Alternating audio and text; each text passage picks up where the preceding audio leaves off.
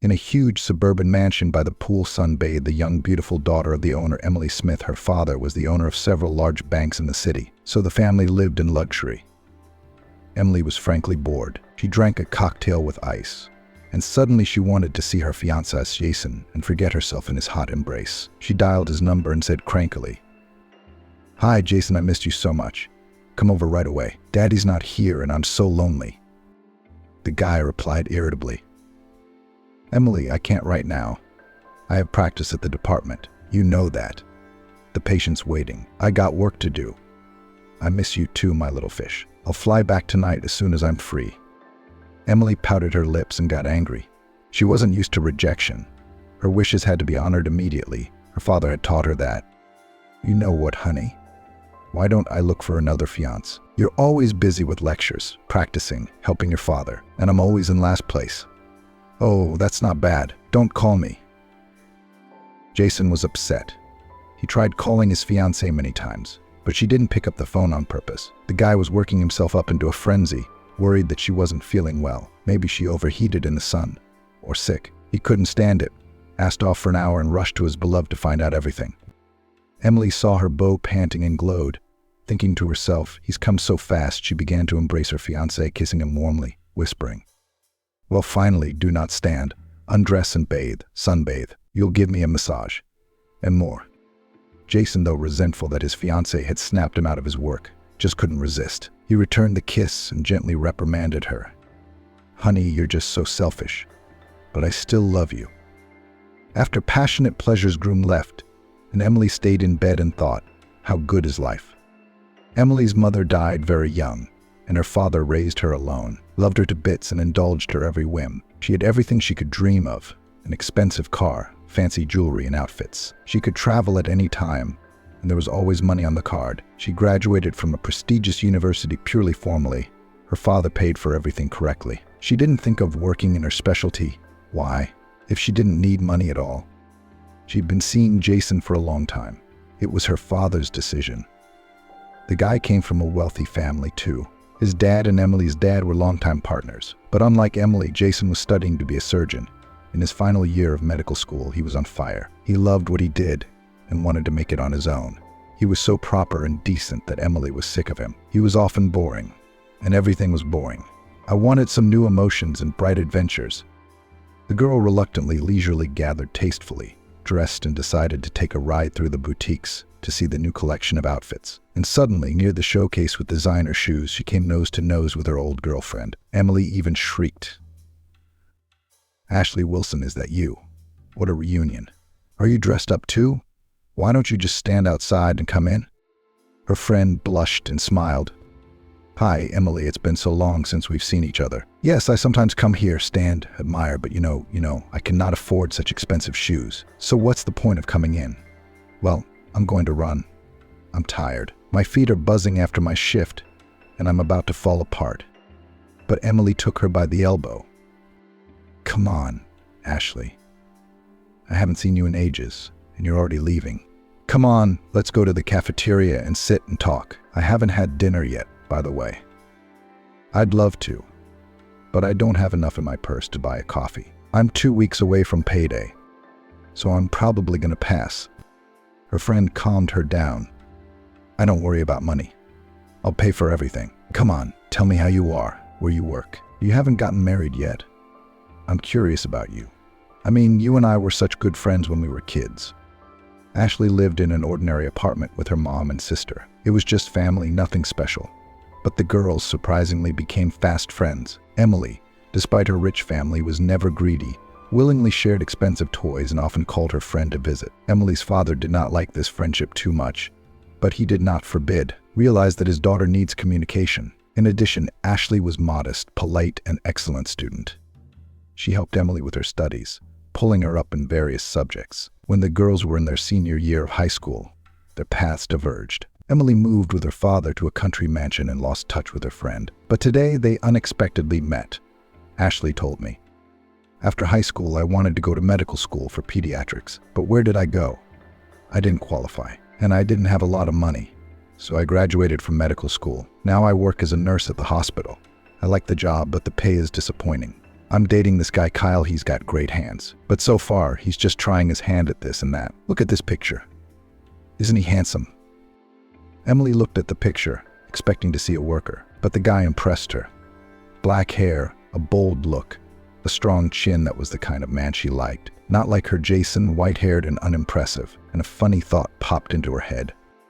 Look, Ashley, I have a fiancé too. He's a banker's son, studying to be a doctor, almost a surgeon, but he's so boring. He's always talking about his patients. He doesn't like to have any fun.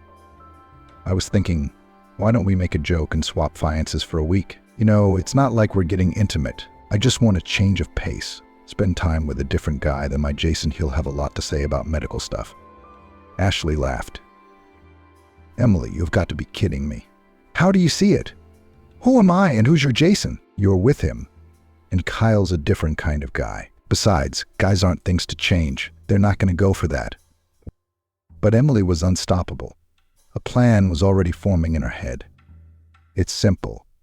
You tell Kyle there's a good part-time construction job. A friend of mine is looking for a handyman, and I'll pay him well. I'll tell Jason that her friend needs to get some knowledge and experience so she can go to university. It makes sense.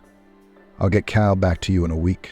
Don't worry. We'll share our experiences. Maybe it'll shake things up with Jason, or maybe you'll see things differently. Who knows? You've got nothing to lose. Your fiancé is going to make a lot of money. So, do we have a deal? Natasha thought about it and agreed, even though she didn't like the idea. But money was tight, and Kyle was looking for part-time work. That evening at dinner, she said casually, I ran into an old childhood friend of mine, Emily, today. We got to talking, and I bragged that my boyfriend is a construction worker, and she's offering a part-time job in your specialty. If you're interested, I can give you her number. Kyle immediately perked up. That's great, of course I want to. Our site is frozen, and this is a chance to work. We've been eating soup and pasta for 3 days now. I'm sick of it all. Give me your phone number. I'll call you right away. What's the holdup? After talking for a while, Kyle agreed to meet tomorrow. Ashley had mixed feelings about the whole thing. Everything seemed to be going according to plan, but she had her doubts. What if Kyle fell in love with rich, beautiful Emily? He'd leave me. I couldn't live without him. Oh, what am I doing? Ryan became cheerful after the conversation, and the rest of the evening went wonderfully. They watched a love comedy, cuddled up together, and made rainbow plans for the future. Early in the morning, Ashley Wilson received a text message 6:00 p.m. Today, auditorium number 7, and the address of the medical school. Emily Smith called to let her know that Jason would be waiting for her there to study. Her friend thought they'd worked it out well, and that everything was going right. But Ashley didn't share her joy, looking at the man she loved asleep, and not wanting to share him with anyone. Emily looked stunning. A light silk dress with a deep neckline, loose long hair, and almost imperceptible skillful makeup. Ryan saw her and froze on the doorstep, but after a second he pulled himself together and said hello cheerfully. Hi, I'm Ryan. We called yesterday. I'm here for work. I can't help myself, by the way. And yet I have to say you are a goddess. I've never seen such a beautiful girl before, like a magazine cover model. Emily laughed. You're quite a guy. Thanks for the compliments, but you have a fiancée, my girlfriend. Is she any less beautiful to you? Ryan had a point. I love Ashley, but she's different. She's got a simple image, and you're special, you're ethereal. I just admire a girl's natural beauty. Is that a sin? The mistress was angry. She already thought herself irresistible. But when strangers say that to you, it's doubly gratifying. Ryan, let's use the first name. I feel like an old lady. We're the same age. So let's get down to business. Afterward, they discussed the details of building a dog enclosure based on Emily's design. Ryan agreed to take the job. That's not my concern, Emily said playfully. You'll go with my chauffeur and buy everything yourself, but that's tomorrow. Now, please come to the table. Let's have a cocktail. Let's go and get to know each other. If you want, we can go swimming in the pool. It's so hot. Is that okay with you? Ryan lost his mind over this well-groomed beauty and immediately began to undress. Emily looked at his muscular body, his abs, and her eyes sparkled. They spent the rest of the evening frolicking, swimming. Ryan jokingly taught Emily how to swim and went crazy touching her body in the water. All in all, their acquaintance turned out to be very intimate.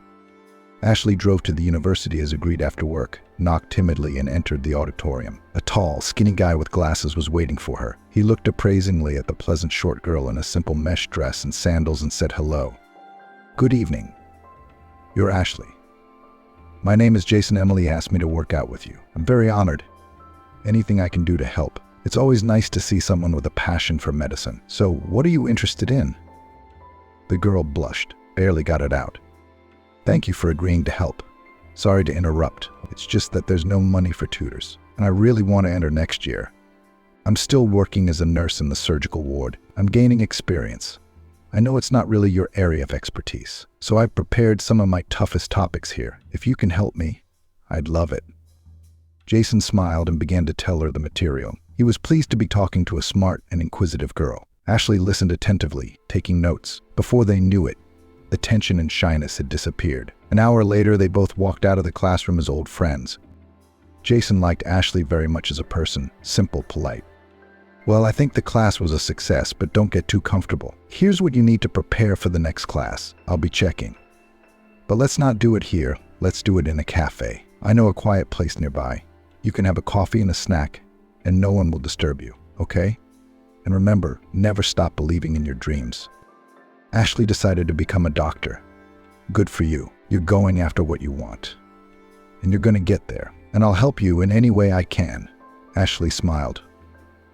"And thank you for your help and encouragement. I'll look forward to the next class." The next day, Jason was waiting for Ashley at the cafe. As agreed, he prepared the literature and found his notes. But the girl surprised him. She came not alone, but with a boy of about 5 years old and, embarrassed, said, "Hi, Jason, do you mind that I came with Johnny? He's my dead sister Amber's son. I'm raising him now. That's just the way it is. Johnny's a smart, quiet boy. He won't get in our way. I try not to leave him alone. He's just a little boy." The girl took out notebooks and colored felt tip pens from her bag and said affectionately to her nephew, "Johnny, you draw while it's good, and then I'll buy you ice cream or juice." Jason asked in surprise. "Wow, I admire you, to be honest. You've got a child on your own, you're working, and you've decided to go to college. How different people can be. Good for you. What about Johnny's father? Isn't he raising the boy? I'm sorry to ask you this, but if you don't want to, don't tell me." Ashley replied calmly. Amber and her husband used to rock climb. They used to go to the mountains a lot. They loved the extreme. But one day, tragedy struck. Her sister fell from a height and crashed to her death. And her husband Brad got cold feet, gave up his son and moved far away. He kept saying he couldn't replace Johnny's mother, that he wasn't ready to bear the responsibility alone. What was I supposed to do? Let my nephew go to the orphanage. Johnny was used to me from the time he was a baby. My sister had left him with me before, so how could I leave him in the lurch? So I got a guardianship. I'm doing the best I can. I'm torn between work and the baby. The Fiancés is angry the money doesn't pay very well, but no matter what, I won't give my nephew to anyone. He's my little redhead. And Johnny." The little boy smiled and looked at Ashley with such love. Jason led the class. Then they ordered pizza, ice cream, and coffee and just sat around talking about this and that. Jason was surprisingly at ease with this girl.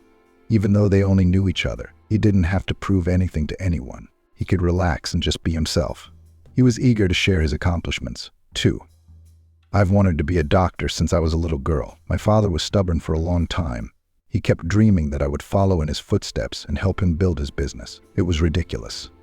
He signed me up for math classes as a child, and I secretly ran to the first aid courses. I was the best at bandages and direct heart massage. Dad, when he found out, swore for a long time, then laughed and waved goodbye. I've assisted on 2 surgeries with the best doctors. Can you imagine the responsibility? Before I went into the OR, I was so nervous, but once I got into it, I forgot all about it. I got into the whole process.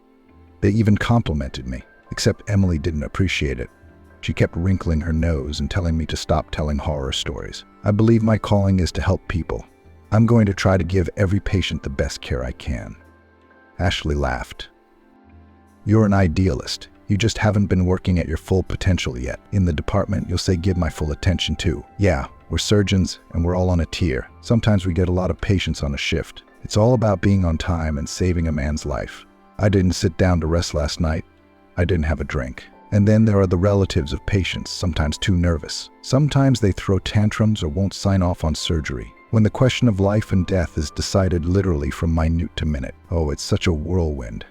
I'm not even mentioning that dressing materials and medicines are always in short supply. The chief physician tries to beat out, but it's such a mess. So they teach us all the same thing. But in reality, everything is different. But you're right about the most important thing: we have to try to save everyone's life. You're very smart, Jason, and you're going to be the best surgeon ever. I know you will. Oh, we're getting late. It's getting dark. And Johnny and I have to go across town. Let's go. The girl started packing. Jason didn't want to leave her, did he? Ashley, let me drive you. The baby's a little sleepy. We'll talk about our next appointment. That's coming up. If you want, we could take your nephew Johnny to the park. And so the week went by like a day. Ashley was so involved with Jason that, to her shame, she hardly missed Ryan, and he only came by once. He was acting weird. He's been mostly silent. He'd said in passing that he had a lot of work to do, that he was busy. Ashley regretted thinking that things would go back to the way they were. She wouldn't see Jason again. But a deal's a deal. Jason wasn't her boyfriend. She'd have to take it as it came. But Amber and Ryan were in the middle of a torrid affair. The girl blew off the deal and had an affair. The fire was literally burning between them. The guy was the complete opposite of Jason. It was just such vivid emotions that the girl lacked. For the first few days, Ryan was still tormented by his conscience. But the guy had realized exactly what he knew about Ashley. He didn't want to be with her anymore, to share the gray everyday life with her, to take care of a stranger's boy, to count pennies. He doesn't want that kind of life. $1 million is his lucky break, a goldfish that will fulfill all his desires. She was a selfish girl. She wasn't used to having other people's feelings taken into account, so she opened the cards her own way. Ashley and Jason were supposed to meet at a restaurant. She went there with Ryan on her arm, not ashamed at all. And she shocked everyone with her confession. "What's up, girlfriend? Let's take stock. We switched fiancés on our own to test ourselves and our feelings. But I broke my promise. Ryan and I fell in love. I'm sorry, Ashley. That's the way it is. But you and Jason, it's just the way it is. I hope we stay friends." Everyone was in shock. Ashley was crying and screaming at Ryan. "How could you? You swore you loved me. We were going to get married, build a family. And you, Amber, why did you do such a mean thing? And you said we were friends." Jason clenched his fists, jumped up from his chair, and said, "Fine, you all deserve each other. I'm the only one who's a fool." I wondered what poor Ashley was going to do with her job and her nephew. She wasn't going to. Turns out it was all part of a disgusting plan. I'm sorry I misjudged you, Ashley. But you're a million. I didn't see that coming. Stupid rich daddy's dummy. No goals in life, no aspirations. I hope I never meet either of you again. The guy ran like a scalded man out of the restaurant, swallowing tears. Ashley ran after him all the way to the corner and yelled, "Jason, stop. Let me explain everything. Please stop. I didn't mean to. I didn't mean for it to come out like this. I'm sorry," but Jason didn't even look back. He thought he'd been fooled, and he was angry with Ashley, and his fiancée's betrayal of him had taken its toll on him. A month passed. Ryan and Amber were having a good time, and were just returning from their trip when she suddenly felt sick and vomited. She was dizzy and had a severe stomach ache. The frightened guy called an ambulance. The girl was taken to the hospital. Emily thought she was poisoned. But the doctor's verdict shocked her. She was pregnant. The girl instinctively turned to Ryan, but he waved his hands. "No, honey, don't even look at me. It's not my baby. I can't have kids at all. So all questions are for your ex. I'm sorry, but I'm not going to raise someone else's baby." Ryan hurried away. He even tried calling Ashley. She had changed her phone number and didn't want to see the cheater. Emily called her father Brad in desperation. "I'm in big trouble. I'm in so much trouble. I'm in the hospital. Come quickly. I feel so bad." Frightened businessman rushed immediately. He saw his pale daughter, immediately hugged her and pressed her against him. Emily told him everything in red. "Daddy, I'm going to have an abortion since no one wants this baby. Jason won't forgive me, and I don't love him. I don't want to live with him." Emily loved Ryan. He was so great. But he just said the baby wasn't his and ran away. "What am I going to do, Dad? I feel so bad." George Smith immediately reassured her. "I don't even think of getting rid of the baby and depriving me of my grandchild. I'll work it out. Don't worry, Ryan will come running back to you and marry you. You get some rest, daughter, and get better." I paid for a paid room. Everything will be fine. Daddy was there for her. The businessman understood that his daughter could not be allowed to raise a child alone. There would be bad rumors in high society. It will hit his reputation. So he didn't hesitate to go to Ryan's house. The guards quickly found the guy at the bar. He was pretty drunk with some friends. George Smith didn't have much to say. He grabbed the guy by the scruff of the neck and dragged him outside. Listen to me. I see you're doing well in life, seducing my daughter, having fun at our expense. And when you found out she was pregnant, you decided to run away like a coward. Ryan stared dumbfounded and excused himself. I had nothing to do with it. It's not my baby. I'm telling you for sure. I had the mumps. I can't have kids. It's Jason's baby. Let him take the blame. The businessman frowned. That's the trouble. I love my daughter more than I love $1 million of you, you asshole, even though you don't deserve it. Now it's time for a lesson. If you marry Emily and acknowledge the baby, you'll have a nice life. I'll get you a job at my company, buy you an apartment, or live in a mansion. You'll become a man. But remember, if you hurt your daughter or child, you'll have no business with me. Otherwise, you'll end up in poverty, working odd jobs. You won't have a corner of your own. I'll give you a day to think it over. George Smith let the kid go, got in his car and drove away. Ryan sobered up and thought hard. He didn't like Emily at all. Yes, she was very beautiful and rich, but he had expected an easy, uncomplicated relationship. Marriage was not in his plans at all. The guy liked freedom, fun. But on the other hand, such prospects opened up on the horizon. It's a chance to change his life. And with such an influential man as George Smith, did not want to quarrel, so the boy agreed. Emily was nervous. She couldn't find a place for herself. She really missed Ryan, really fell in love with him. She wasn't ready to be a mom, not yet. It seemed like it would ruin all her plans, and it would probably ruin her figure. But she didn't dare to disobey her father and have an abortion. He wouldn't forgive her. Suddenly, the door to the room opened and Ryan walked in. Dressed smartly, carrying a huge bouquet of her favorite scarlet roses, the girl held her breath. She couldn't even believe this was all happening to her. Ryan took her in his arms without preamble and kissed her as hotly and passionately as before. Her heart sank into her heels and a pleasant warmth spread through her body. Ryan whispered, "Honey, I'm sorry, you fool. I was just reacting out of surprise, but I realized that I can't live without you, and I'm ready to get married. We'll raise a child together. I'll put him in my name. I won't abandon you, my dear. I won't leave you in trouble. So you will marry me?" The girl cried with joy and immediately cried out, "Yes, of course. That's all I dream of. Are you really not mad at me? Can you love someone else's child? I can't believe it. I love you so much, Ryan. You're the best." The couple began kissing passionately. They made up. Emily was really happy. Ryan, on the other hand, was lying to fulfill his deal with the businessman. He had decided that in time he would really love Emily. Emily couldn't get used to the baby. Soon they had a lavish wedding. Lots of guests, photographers, expensive restaurant. Ryan groomed Emily. They were inseparable, and she was glowing with happiness. The people around them admired. What a good couple. Ashley saw the wedding photos in the newspaper and even cried, and for the 100th time regretted that she had agreed to her friend's stupid idea to exchange husbands. Now Emily was a happily married, soon-to-be mom, and she was left with nothing. Jason never spoke to her. The girl also worked in surgery, raised Johnny, and she never met anyone else. One day, a young surgeon came to work in the department. The head of the department introduced him.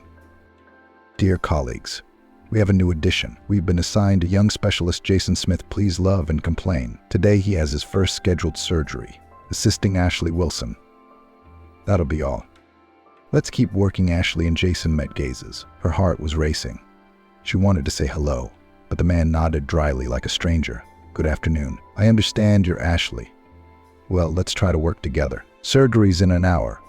Bring in the patient's x-rays and labs, and prep the OR." Ashley nodded and ran out of the resident's room. "In the restroom," she cried. She realized Jason had never forgiven her. He had purposely pretended that they didn't know each other, showing that they would never be close again. It was depressing. All this time she tried to forget, but when she saw him, everything inside her turned upside down. She was drawn to him, for all she knew. How could she feign indifference? The operation was a success. Jason, having changed his clothes, said, "You're a great nurse, Ashley. You'll be my permanent assistant. You're easy to work with," and he laughed. She stood there, tears streaming down her face. Jason's attitude was worse than any torture. She wanted so badly to talk to him like she used to hear his laughter or advice, to see his eyes on her. But Jason kept his distance, day after day, discussing only work-related matters and shutting down Ashley's attempts to get personal. The nurses noticed this and teased the girl. "Ashley, have you fallen in love with our doctor? You don't look like yourself. Maybe you two can have a relationship. You're a decent, good-looking girl. He's single too. We found out. Don't be shy, take the initiative." Ashley waved it off. "You're imagining things, aren't you? I don't like him. I don't care about him. I'm going to take the initiative." Jason didn't know why he was acting like a hurt kid. He didn't know why he was acting like a hurt kid. It wasn't that it made him angry. It was that Ashley was taking advantage of him. And he really liked her, not just as a friend, but as a girl. He was still admiring her sad blue eyes, her slender figure, her delicate hands, seeing how she wanted him to like her, trying to get closer to him. And as if on purpose built a barrier between them, behaved coldly and indifferently. Realized that foolishly behaves, but could not overcome resentment and go to the rap-rockment. He'd been quiet on the love front since his breakup with Emily. Jason had gone to work and never thought about romance. The morning at the Smith mansion didn't go well. Emily had gone out with her friends the night before for a birthday party and slept like a dead woman in her evening dress and tights on the crib. And her son Alex was crying loudly, hurting himself, but his mom wasn't coming. Ryan came in from the living room, equally annoyed, and started shaking his wife. "What kind of mother are you? What kind of mother are you? Drunk off your ass last night. Wake up, go make breakfast. It's the babysitter's day off. Or shut your son up already." Emily came to her senses, wiped her eyes. Her head was buzzing. It felt really bad. She took her son in her arms. "Quiet, Johnny, don't cry. We're going to eat now. Don't you yell. Ryan, you've been drinking for a long time. You're never home. You come home after midnight. What a father. I'm entitled to relax, too. You don't pay any attention to your son. Screaming all the time. When Dad was healthy, you were different. What's happening to us? Is this life? We fight like cats and dogs all the time. I'm tired of it all. You don't love me at all. Ryan's getting more and more violent. Why should I love you? Look at what you've become like. It's disgusting to look at. That's how your daddy raised you. You've never worked a day in your life. All you know is how to spend money. It was your father who talked me into marrying you. I can hardly stand Johnny anymore. He's not mine. There's nothing of me in him. Why do I have to take care of him? How long is your daddy gonna live? He should be in a hospice where he belongs. I own the company now. And you're gonna live by my rules now. So get a move on. Clean yourself up and make breakfast. I'm so sick of all of you, Emily exclaimed in the kitchen. The refrigerator was full of food, but the woman had never learned to cook. The omelet had gone rancid. Her son ate something. Ryan finally got angry and threw the plate in the trash. And so I had no hands. And so I still have no hands. I'm leaving on restaurant business. I'll eat. You stay home. If I find out you've been out again, you'll be sorry. At least you've taught your son something. He's 2 years old, and he doesn't speak a word. He's so dumb. Just like you, he said through gritted teeth. Ryan left, and the woman cried and looked longingly at Johnny. She realized she was a bad wife and mother. Her son didn't talk very well, was always scared. She didn't know how to keep him occupied. She pitied him, loved him in her own way. But still, Johnny weighed her down. Her maternal instincts had not awakened. She wanted to sleep till dinner time and live at her own pleasure. But the child took up a lot of her time and energy. Mostly she shifted all maternal duties to the nanny Claire, and it was a disaster for her when she took a day off. The woman remembered how caring and tender Ryan had been right after the wedding, how he had met her from the maternity hospital with a huge bouquet of flowers and balloons, how he had promised to always be there for her. At first he was. But as soon as Daddy got sick, her husband immediately put Papa John's into hospice care. Even though Emily was against it. And Ryan had changed a lot, raising his voice at her, snapping at the baby, spending all his time at work and in restaurants with his friends. Their marriage was falling apart. And Emily began to realize that her husband never loved her, just played this role for the sake of career and money, position in society, and that made the woman so bitter, so bad. After all, before she was the first beauty, herself rejected the Cavaliers, and now her own husband does not put in anything, wipes his feet on her. The day passed drearily. The child was capricious, did not want to eat, refused to sleep during the day. Emily was very nervous about this and decided to go out. Sonny, she called Johnny. Let's go for a walk. There are lots of kids out there. In the park, at least you can run around and eat properly. Trouble with you, son. No peace, she sighed. Emily put the boy in the child's seat and got behind the wheel, even though she knew she shouldn't do it after last night's scandal, and yet they drove off. The woman was excited, riskily overtaking cars. She honked. The baby was frightened and cried. Emily looked back. She was trying to calm Johnny down and flew into the oncoming lane and lost control. There was a screech of brakes, a violent impact, a child's scream in darkness. It was a terrible accident. Emily died at the scene. The child was lucky to have only abrasions and a broken arm. He was taken to the hospital, and John Johnson was having a terrible dream. Emily was sitting next to him, crying and apologizing. "I'm sorry. Daddy, I'm a bad daughter. Johnny's in trouble. Help him." The man woke up, startled, hitting his head. There was no one in the room, but his heart felt uneasy. He literally felt with his skin. It was not just a dream. Tragedy had struck. John Johnson tried to call his daughter Emily, but her phone was disconnected. This had never happened before. In the morning, Ryan called him with the terrible news. Emily had been killed in a car accident. Sam is in the hospital with a fracture. It was her own fault for what happened. The businessman asked hoarsely what had happened. Ryan mumbled something, but he didn't believe it. His little girl. And Sam, who is he in the hospital with? I hope he's not alone. He's scared. He's just a little kid. Ryan, answer me. Don't be silent. You're not going to leave him now. You promised. The man replied dryly, I got a babysitter at the hospital. I made the arrangements. I'll take care of Emily's funeral. There's no point in dragging this out. I don't know what to do about Sam yet, but I'm not going to raise someone else's kid alone. Ryan hung up the phone, and Emily's father clutched his head. God, what kind of monster had he nurtured? He didn't care that his wife was dead, and he didn't care about Sam either. What had he done? No, grandson, I'm going to fix this. As long as I'm alive. I'll help you. Grandpa will fix it. John Johnson lay awake for 24 hours, grieving for his daughter and wondering how to help his grandson. He didn't even notice the pain in his back and the nausea. The man called the nurse Emily Petrovna and slipped her a note.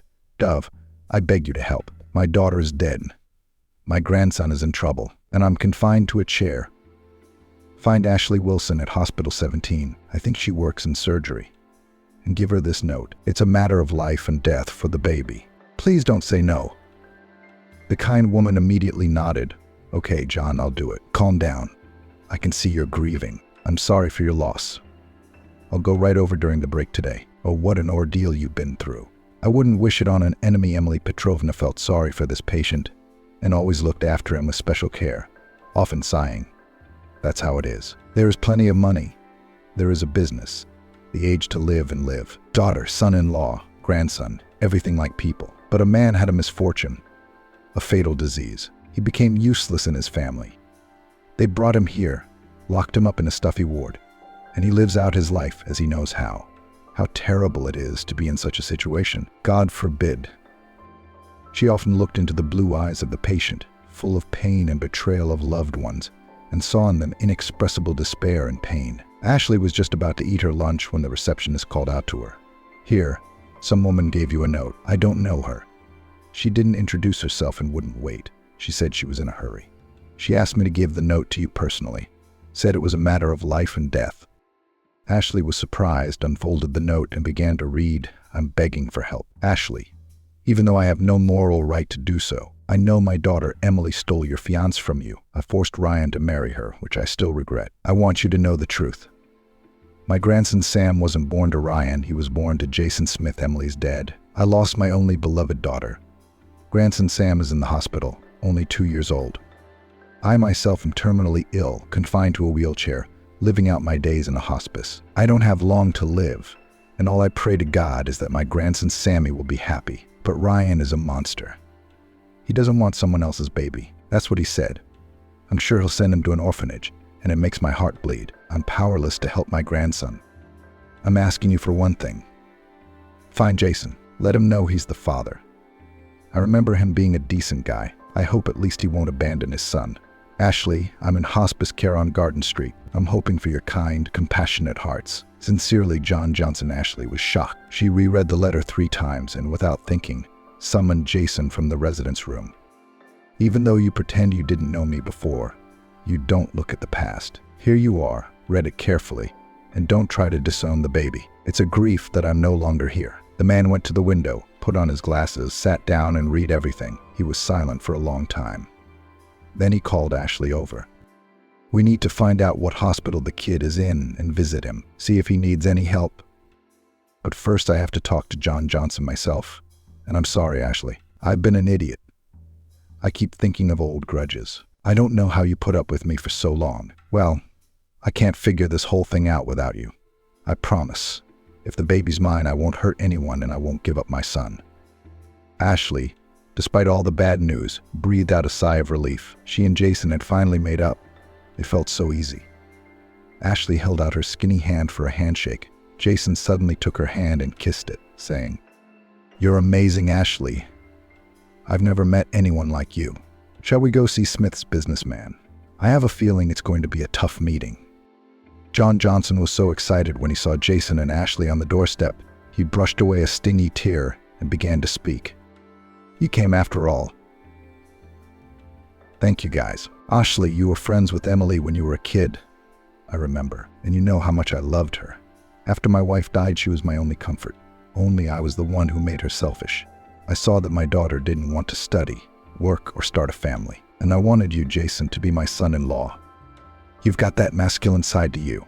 You always knew what you wanted from life and persevered to your goal, as I once did when I was young. So when my daughter told me you two broke up, I was very upset. I didn't like Ryan right away.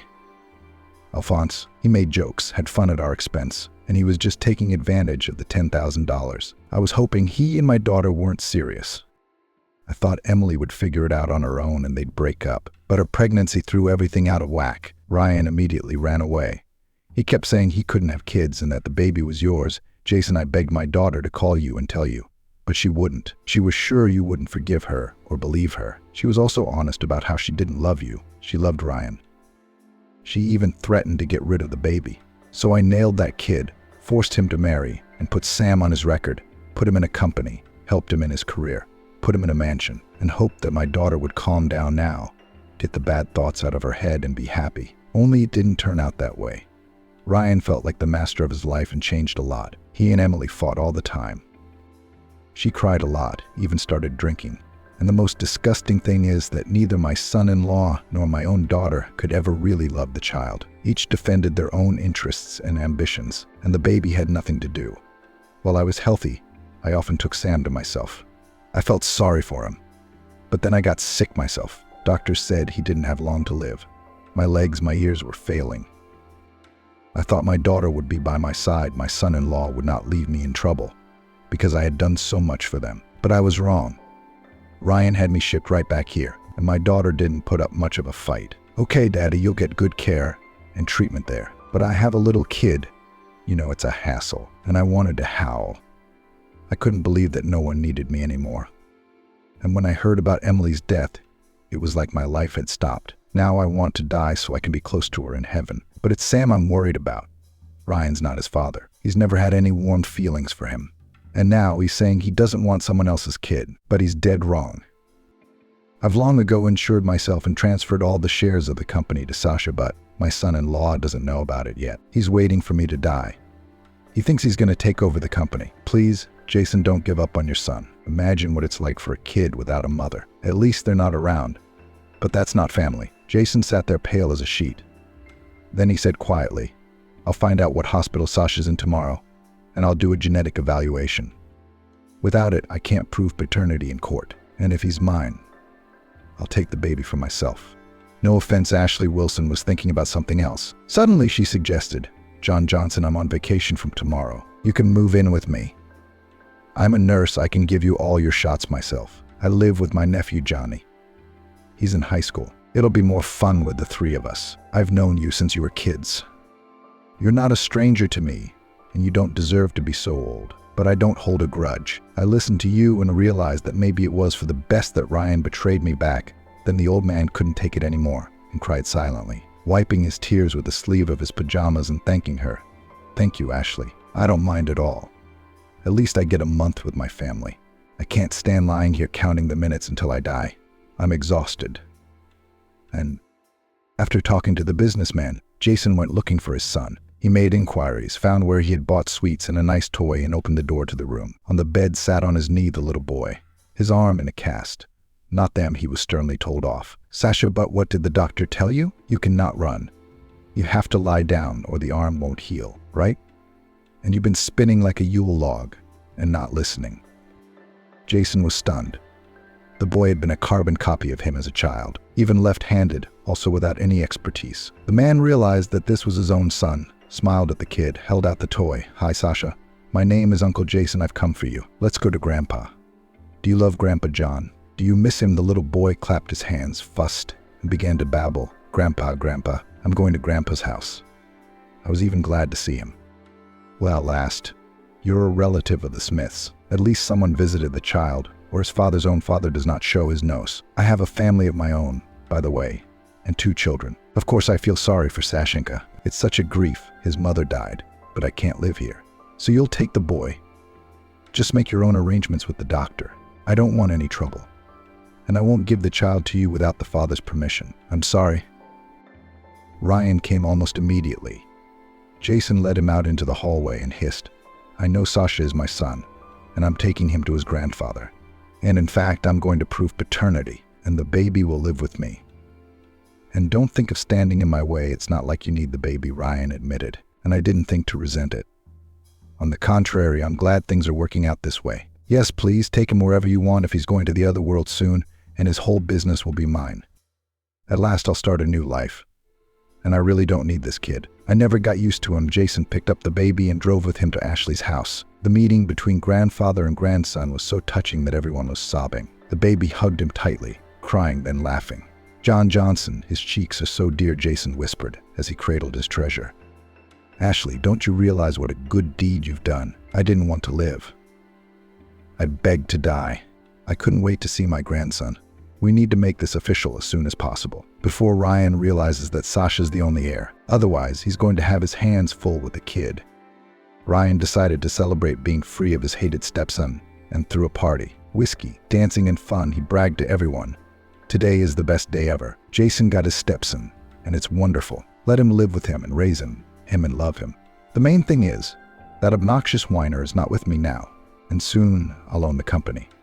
What will you tell my girls? I'll think about which one of you to choose. One of the girls who worked as a secretary for the Smiths company willingly kept her nose down. Ryan, you can't be the boss of a company without a stepson. You just don't know everything.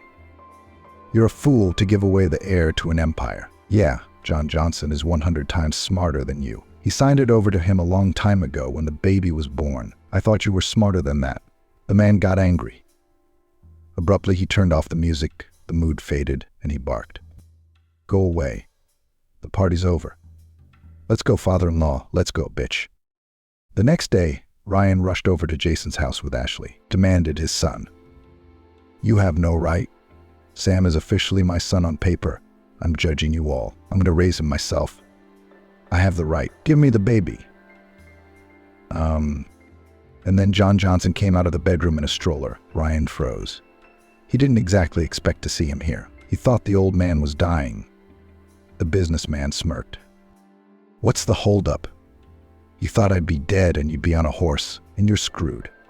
You won't see your grandson again, and you won't see your child in company being abused like that. I've already told you, you're fired. If I'd known you were such a bastard, I wouldn't have let you in the house. 2 years ago. Get the hell out of here. Ryan walked in. I'm not saying goodbye. I'll see you in court. My papers say I'm the father. We'll fight another day, Pops.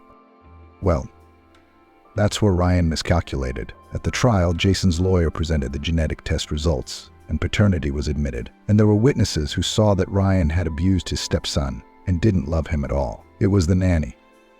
The women really clung to the baby and realized they had to intervene. A child needs family, love, and care. And with Ryan, he's never going to get that. All this worrying, taking care of the baby, has brought Ashley and Jason so close together. They'd grown so close. They couldn't imagine life apart. And Sam was so drawn to Ashley. He desperately lacked a mother's affection and care, for he had not received it with his own mother. The woman was happy to take care of them, read him stories. All together walked in the park. John Johnson was proud in the sun, enjoyed the last warm sensations of loneliness, and thanked God that he would leave life like this, in love and happiness. But most importantly, his soul no longer ached for his grandson. He was in good hands. Jason listened to himself. It wasn't immediately that he felt like a father. At first he had been driven by impulse, by a sense of duty, by pity for a small and defenseless child. But every day he became more and more accustomed to his son, felt a special tenderness for him when he took him in his arms, and something in his soul began to change. Ashley's apartment had been cramped, and Jason had decided to move everyone into his mansion. Now there was plenty of room for everyone. Johnny had grown attached to Jason, too, and had even told him a secret. "Uncle Jason, my aunt likes you. She's been in love with you for a long time. I know she has. It's just a secret. I wish we could all live together forever now. Ashley's always laughing and baking cakes now. I haven't seen her this happy in a long time." The man laughed, ruffled the boy's hair, and winked.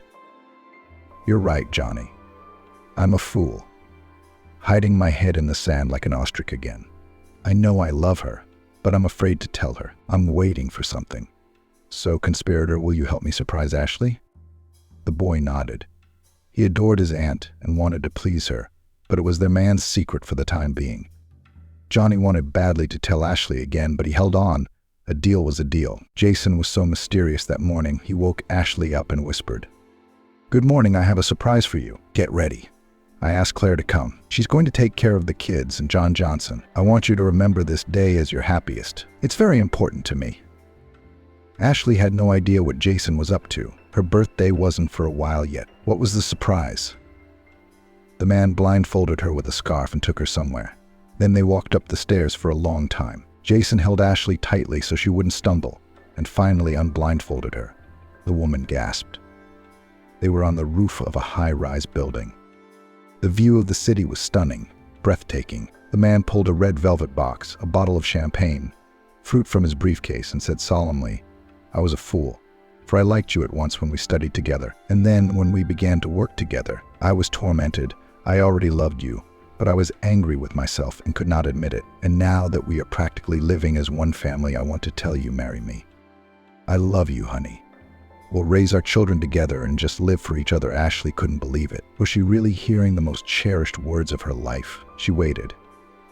Ashley immediately wrapped her arms around Jason and kissed him greedily, hotly, passionately. And of course she said yes. This was truly the happiest day of her life. All the surprises were still to come.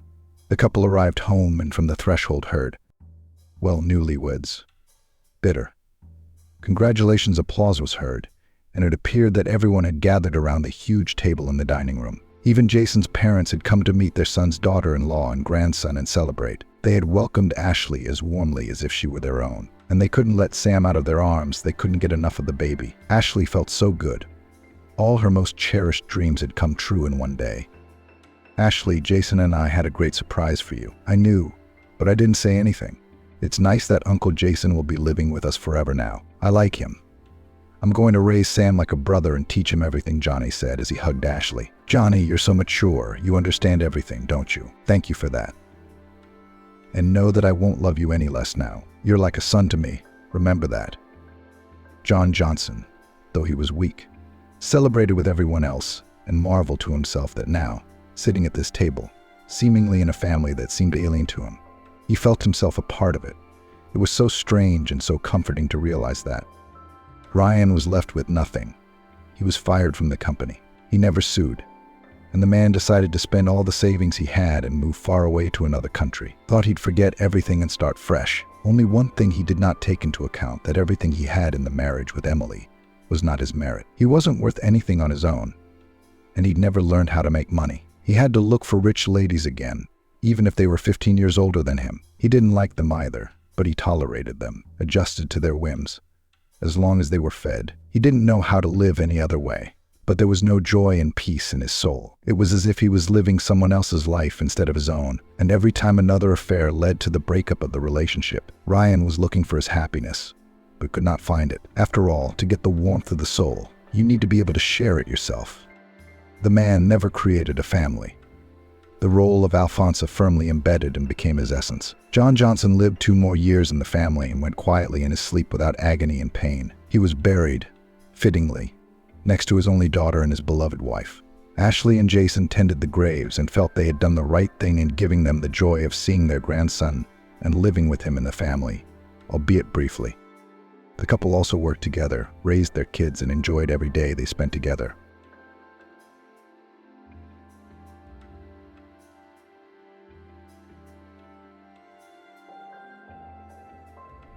Daniel walked into his office, which had become his home after so many years of working at the hospital.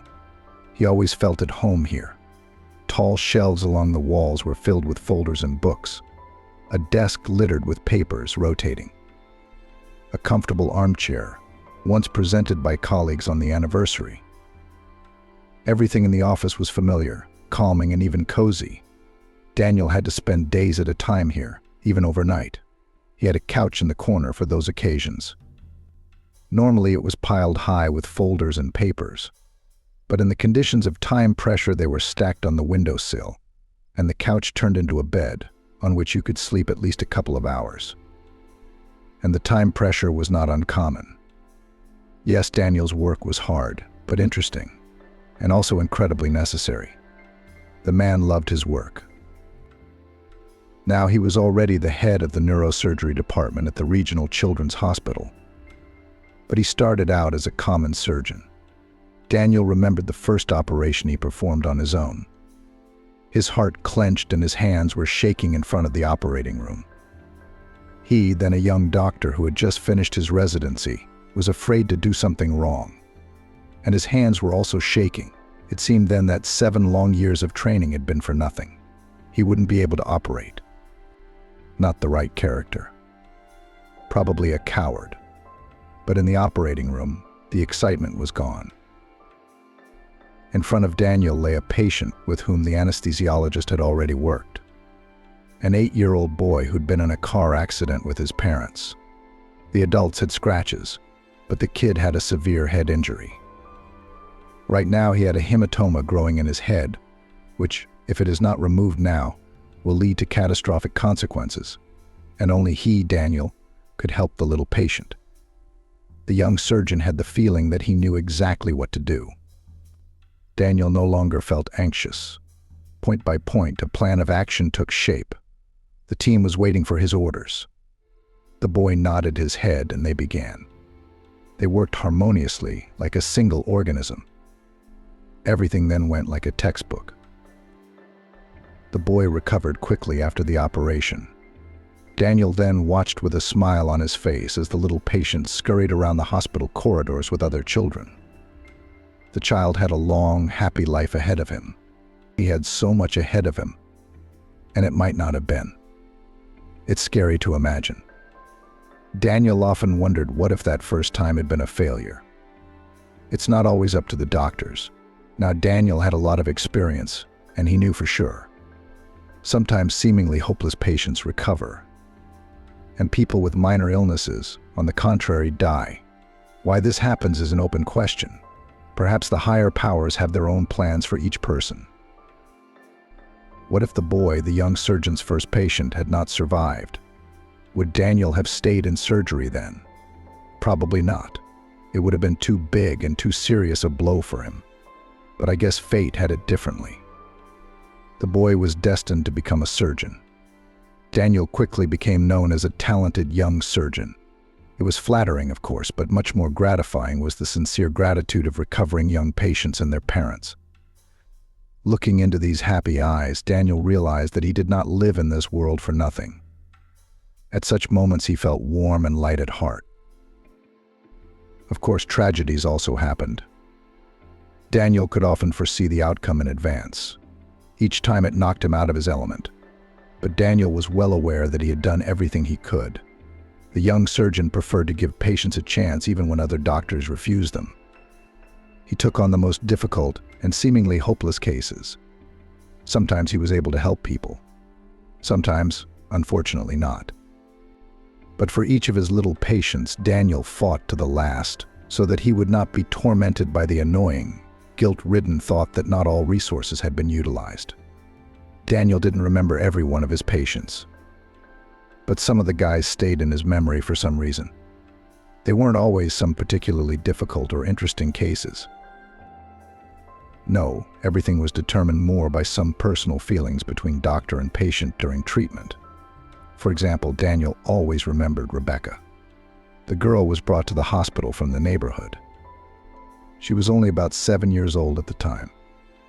Daniel vividly remembered the moment when he first saw her. It was during morning rounds the day after her hospitalization. The patient was in serious condition. The man realized it immediately, even before he saw her ID. Skinny, pale, with bruises under her huge gray eyes. Her arms were as thin as 2 twigs lying on the blanket. Daniel noted the pearlescent polish on the tiny fingernails and smiled to himself. It means that the patient is determined to live and fight if she cares about her appearance, even in this situation. The girl looked at the doctor with a curious look. She was in an extremely serious condition, and still in her eyes burned a lively and very bright light. "Hello, Rebecca," Daniel said with a smile as he looked at the patient's chart. "What a name. It's a wonderful name, Hope. And it suits this girl just fine. Children are rarely called that nowadays. It's a shame. Good morning." The little girl said hello politely. Her voice is weak, her tongue is a little slurred. The tumor had already affected the speech center. Daniel knew the girl's story briefly. She lived with her parents and younger siblings in a small town. Simple family, not wealthy. 6 months ago, she started complaining of dizziness. Then her mother and father didn't pay much attention to it. They put it all down to the increased workload because Rebecca went to school in September. They thought it was a peculiarity of adaptation. But after a couple of weeks, the girl's condition began to deteriorate. She developed strabismus, her legs began to cramp. Rebecca, who used to be a good student, slipped to poor grades. The parents took the child to the city hospital to see a doctor. Daniel was well aware of the level of medicine in provincial towns: no equipment, no drugs, no decent laboratories. There, Rebecca only lost precious time. The girl was given one diagnosis after another: anemia and genetic disease. In the end, it turned out to be a tumor in the brain and rapidly progressing. The tumor was noticed when it grew to a huge size. By that time, Rebecca could not walk and rarely smiled, although she had been a cheerful child before. But the girl's thirst for life and curiosity had not been lost. Unlike the doctors in the town, the little girl did not even doubt that she would be fine. She and Daniel at the first meeting confidently said that as soon as she recovered, her parents would take her to the sea. She had never seen the sea. That's why she asked Daniel to cure her as soon as possible, so that she could finally go on a trip. Daniel realized, of course, that Rebecca's case was very complicated. The tumor is large, and it's putting pressure on all parts of the brain. Rebecca must be experiencing severe headaches, and if she's not operated on immediately, she'll never see the sea. We can't let that happen. A child longs to walk on the beach, enjoy the warm waves, breathe in the salty, fresh air. Before taking the patient to the operating table, Daniel had to examine her completely. He preferred to know in advance who he was dealing with. It took several days to prepare for the surgery. During this time, Daniel and Rebecca talked every day and became real friends. The man rushed to Rebecca's room every morning, specially arranging his schedule to have a chat with a cheerful patient. The girl was alone in the ward. She was very sociable. Despite her condition, she lacked companions. Daniel tried to keep her company. "I had a dream today," Rebecca shared with her favorite doctor. "I was swimming with dolphins. You know, his back is smooth, smooth, smooth, smooth. I'm holding on to his fin, and he's smiling. In my dream, it took my breath away, thinking that soon I'll see the sea. I'll see dolphins there, won't I?" Yes, Daniel nodded. He thought to himself that he would do everything possible to make Rebecca's dream come true. The whole staff loved the girl. How could they not? She was so sincere, open, and very courageously bore the misfortune that fell on her. She obediently took bitter pills and endured pain. Long, not always pleasant diagnostic procedures without a single squeak withstood. Even older children were frightened and cried. But this one behaved like a real hero. She was interested in everything. How do you tell by blood what's wrong with a person? How do you know what's wrong with a person? Why do you have that thing around your neck? $100,000, I think. How do you do surgery on the head? The skull is hard there. Rebecca literally pelted Daniel with questions. Daniel tried to answer each one. He had to choose his words carefully, building a narrative so that the 7-year-old understood. Rebecca greedily caught every word. Her gray eyes burned with genuine curiosity. Daniel's heart sank at the sight of this little thing. Not walking, not even sitting up. A weak voice, a skinny body.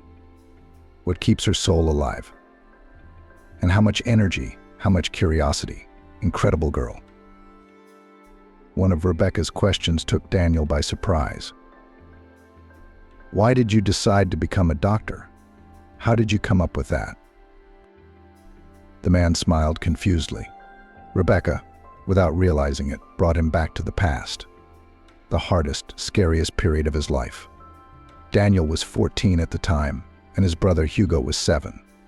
The youngest had just started first grade. Just like Rebecca, Daniel adored his little brother. But it wasn't love at first sight.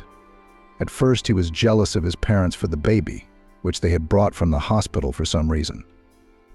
The boy then sincerely did not understand his mother and father already have one son. Why do they need someone else? After all, he was a wonderful child, studied perfectly, cleaned his room, obeyed his parents. So why do they need this small creature, gathering all the attention and strength? It pained Daniel to see his mother smile at Hugo's every gesture. Oh, he smiled. Look, honey, Hugo rolled over on his tummy. Hugo is already holding a rattle in his hand. How great is that? Daniel only wrinkled his nose at these enthusiastic exclamations. What's the big deal? So what if he holds a toy? Daniel thought. I won first place in the school relay race, the fastest runner. My parents didn't praise me like that. Daniel shunned his brother. He hated even seeing his tiny face, where his mother could stare at him with a smile for hours. The baby's cries irritated the boy to the core. Daniel, who always liked to spend time in his cozy room with books, even began to walk more. It was better to run around the yard with the boys than to listen to the cries of his newborn brother. It seemed to Daniel then that Hugo had taken away his former happy life, his parents' attention, everything. And then Hugo grew up, and somehow everything changed. Maybe it was the look in his little brother's eyes. As the boy grew older, he began to look at Daniel as if he were a deity. His eyes were full of trust and admiration. Daniel tried to ignore it at first, and then Hugo got upset when his tower of cubes fell apart. And Daniel immediately corrected the situation. He didn't do it out of pity or love for his brother. He just didn't want to hear him cry. Your baby boy threw that look at him again. Daniel even squared his shoulders at him. Hugo clearly thought his older brother was omnipotent. Something had changed since then. Daniel had taken a serious interest in his brother. It turned out that it was great to play with the baby, to help him learn about the world, and at the same time feel strong, smart, and serious. Hugo followed his older brother with his tail, tried to imitate him in everything. And he did not mind. Now he was pleased with such attention. Daniel genuinely liked Hugo. He felt needed and important with him. Hugo had grown up, no longer a frightened little boy. He had become a sharp boy, a lover of backyard soccer, a leader of boy scrimmages, a conqueror of fences and roofs. Daniel was proud of his brother. That's how he turned out to be a lucky, agile, energetic leader among the local kids. Daniel himself had never been like that. Trouble came when he wasn't expecting it. It happened in September, just after Hugo became a first-grade student. His brother didn't like to read and write, but he showed all his talents in physical education. He was even selected for the local basketball team. Daniel knew that to get there, you had to pass a tough selection process. And Hugo handled it with flying colors. It was something to be proud of. You know, they gave me a uniform." Hugo's eyes shining with excitement, he flew into Daniel's room, clutching a pile of red and white clothes, the coveted uniform. Daniel's heart fluttered with excitement then. Many of his friends wanted to join the team, even specially trained, and no one succeeded. But Hugo was taken right away in the first grade. Handsome. Daniel clapped his brother on the shoulder. He tried to keep his voice low, not to show too much emotion.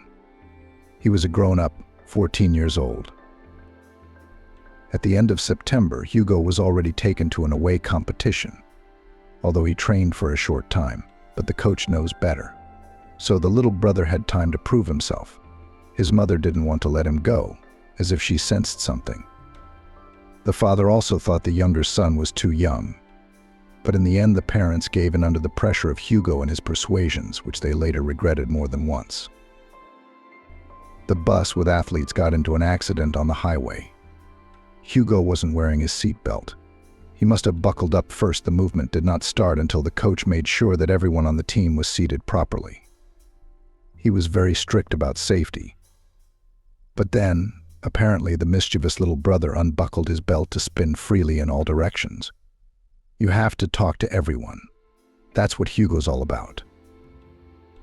The accident wasn't too serious. Most of the passengers were only slightly hurt, but Hugo wasn't so lucky. The unbuckled boy flew out of his seat and hit his head hard against the wall. It was said that Hugo didn't even feel a thing. He went straight into a coma. He was taken to the nearest hospital, hooked up to some clever apparatus.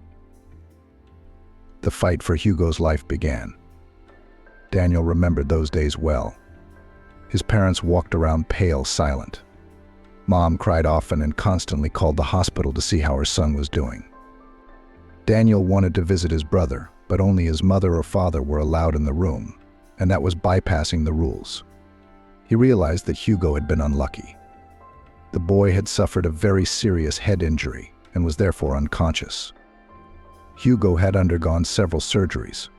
Each time, Daniel hoped that everything would be all right now. The surgeons seemed to him almost like gods in white coats. But as time went on, Hugo never regained consciousness. Sometimes Daniel heard his parents discussing the situation. His father said in a colorless voice that he should prepare for the worst. His mother, on the other hand, countered, assuring him that everything would be fine. Daniel had so much hope for the doctors. The doctors seemed very smart, serious, almost omnipotent. These people would help Hugo. They would save him. They didn't. That day, my parents didn't come home from the hospital for a long time. And when finally his father almost brought his mother into the apartment, Daniel knew immediately. His parents had obviously both just cried. Mom's eyes were kind of scary. That could only mean one thing: Hugo was gone. It was hard to get used to, much harder than adjusting to his arrival 7 years ago when his parents had changed so much. His father was hardly ever home now, disappearing to work and then going out with friends. He came home drunk, aggressive. The mother stopped noticing anything around her. She no longer cooked delicious lunches and dinners for the family, was not interested in Daniel's success at school. She didn't even watch her favorite TV shows. His mother lived as if she were a machine, serving some heavy duty. Daniel felt almost physical pain at not being able to talk to his brother, to look into his curious blue eyes. He wanted to talk about it with someone, but his friends wouldn't understand, that was for sure. His father was always away somewhere, and his mother never noticed anything. So he had to deal with it himself. At first, Daniel was angry at the doctors. Why hadn't they saved his brother? All those years of study, and they couldn't cure the boy. Perhaps Hugo was just unlucky to fall into the hands of these inept doctors. If there had been another doctor, a normal one, he would have saved Hugo. The anger in the teenager's heart was growing, gaining strength. Why should his whole family suffer so much because of some lazy and inept doctor? One day Daniel couldn't stand it any longer. He went to the hospital. He went to the surgeon who operated on his brother. The guy himself did not know what exactly he needed from this man. but his soul demanded action. The teenager flew into the office on the second floor and saw in front of him a tired old man with eyes red from lack of sleep. "What do you want, young man?" he asked him politely. Daniel told him everything, without hesitation. He told him about his pain and his anger. The boy thought that the doctor would kick him out of the office at the beginning of his fiery tirade. But this man listened without interrupting, looked at the visitor with attentive and very sad eyes. Of course I remember Hugo. He had a bad case. His brain was badly damaged. We did everything we could. We fought for young life to the last, and the doctor began to explain to the 14-year-old the details of Hugo's condition, telling him something about the structure of the human brain. Daniel listened with his mouth open. Now he understood a lot of things. Hugo had had almost no chance at first, unlucky in the fall. But the doctors had fought for him anyway, operating, watching, supporting him. The doctor even showed Daniel pictures of Hugo and other patients, so that the boy realized everything, saw everything for himself. And the teenager listened, asked questions. Now he knew and understood a lot of things. It was after that conversation with the doctor that the boy decided that he would definitely become a surgeon, perform brain surgeries and save people. And of course, Daniel will invent a means or method to help even such difficult patients as Hugo. Now Daniel was reading a lot again, books on anatomy. The new world attracted him, drew him in more and more. His parents were not particularly supportive of their son's hobby. They didn't seem to notice Daniel at all. Each was immersed in his own emotions, and each saved himself in his own way. The father went into a world of fun. Now he drank often, he had new friends. Daniel understood that in noisy companies, his parent tried to hide from the grief that fell on their family. But nothing worked, because the morning with a hangover came the realization of irreparable misfortune. The mother became indifferent from the resolved tragedy. She experienced everything inside, sometimes crying, sometimes snapping at Daniel because of some trifle. The teenager did not snap back, he understood everything. It would seem that having lost one son, mother and father should have focused all their attention on the remaining one, but both suddenly became completely indifferent to Daniel. He himself enrolled in courses at the medical university, himself learned the conditions of admission to the capital's medical academy, beat out a hostel looking for tutors. Everything worked out for Daniel. He entered, moved to New York, began to study, then to work. His parents seemed pleased with his success, but both still hadn't gotten over their grief. Even years later, nothing had changed in that regard. Almost nothing. Daniel had tried to get his parents to see a good therapist. Now that he had connections in the medical world, he knew exactly who would help his mother and father. But they refused and said there was nothing wrong with them. "You can't take them to Nicholas. It's a voluntary thing." Daniel didn't tell little Rebecca any of this, of course. But she waited for an answer to her question, wondering why Daniel had chosen to become a doctor. "But I really wanted to help little children," the man finally said. "That was partly true. Like you, I want you to run and jump again." "You like to go crazy, don't you?" Daniel asked. Rebecca smiled. "You bet I do. When will I be able to walk? The first thing I'm going to do is have a big frenzy of yelling, jumping, and catching up." "That's a great plan." Daniel approved. "Just don't forget to invite me." Daniel promised Rebecca she'd be fine. What else could he say when she asked directly? But the truth was, she was in a bad place. Very bad. The outlook was pretty dim. To the girl's parents, Daniel had told the truth, explained that anything could happen. They should be aware of all the risks when they signed the consent for the operation. They listened to the predictions about their daughter's condition calmly. No tears, no hysterics, no threats, no aggression. It happens to parents of difficult patients. And Daniel understands those mothers and fathers. He stormed into a doctor's office years ago in a rage. People who lose or have lost a loved one always want to blame someone. But Rebecca's parents were holding up well. You could see that they were in pain, scared, worried, but they also believed in good things. Very much so. They're nice young people, simple, handsome, clearly adoring their eldest daughter. You see, things can go wrong on the operating table, Daniel warned. It's a big tumor. It's affecting many parts of the brain. It's a big risk.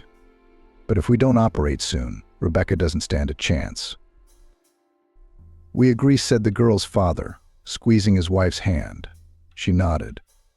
Everyone except you has refused the operation. At least she'll have a chance. I'll do everything I can, Daniel promised. And he did do everything he could. He gave it his all. However, as always, the man was a little worried that his personal feelings for the girl would somehow interfere with the operation. But no, in the operating room he again turned into a surgeon, focused solely on the problem. The tumor was even bigger than it looked on the scans. Or it had grown even bigger in the 24 hours before surgery. Daniel worked carefully, taking care not to touch healthy parts of the brain. Difficult tasks always mobilized him, pulled him up. That's what happened this time. Rebecca's tumor was a challenge for Daniel, and he rose to the challenge. He removed the tumor without a trace, masterfully bypassing all the difficult areas. He did everything he could. Now all that was left to do was wait.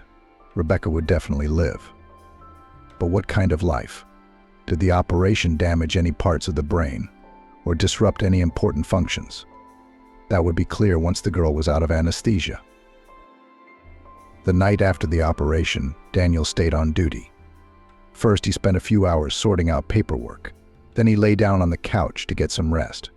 He was awakened by a cautious knock on the door. "Rebecca's awake," the nurse said. "You told me to tell you right away." "So I did." "Thank you," Daniel nodded. He tried to stay calm, though his heart was pounding in his chest like a trapped bird. "I'll be right there." The man tried hard not to run, just to walk with a wide, sweeping stride. What would he see now? On the bed was the same Rebecca as before the operation. Daniel recognized her immediately in those curious looks and exhaled a sigh of relief.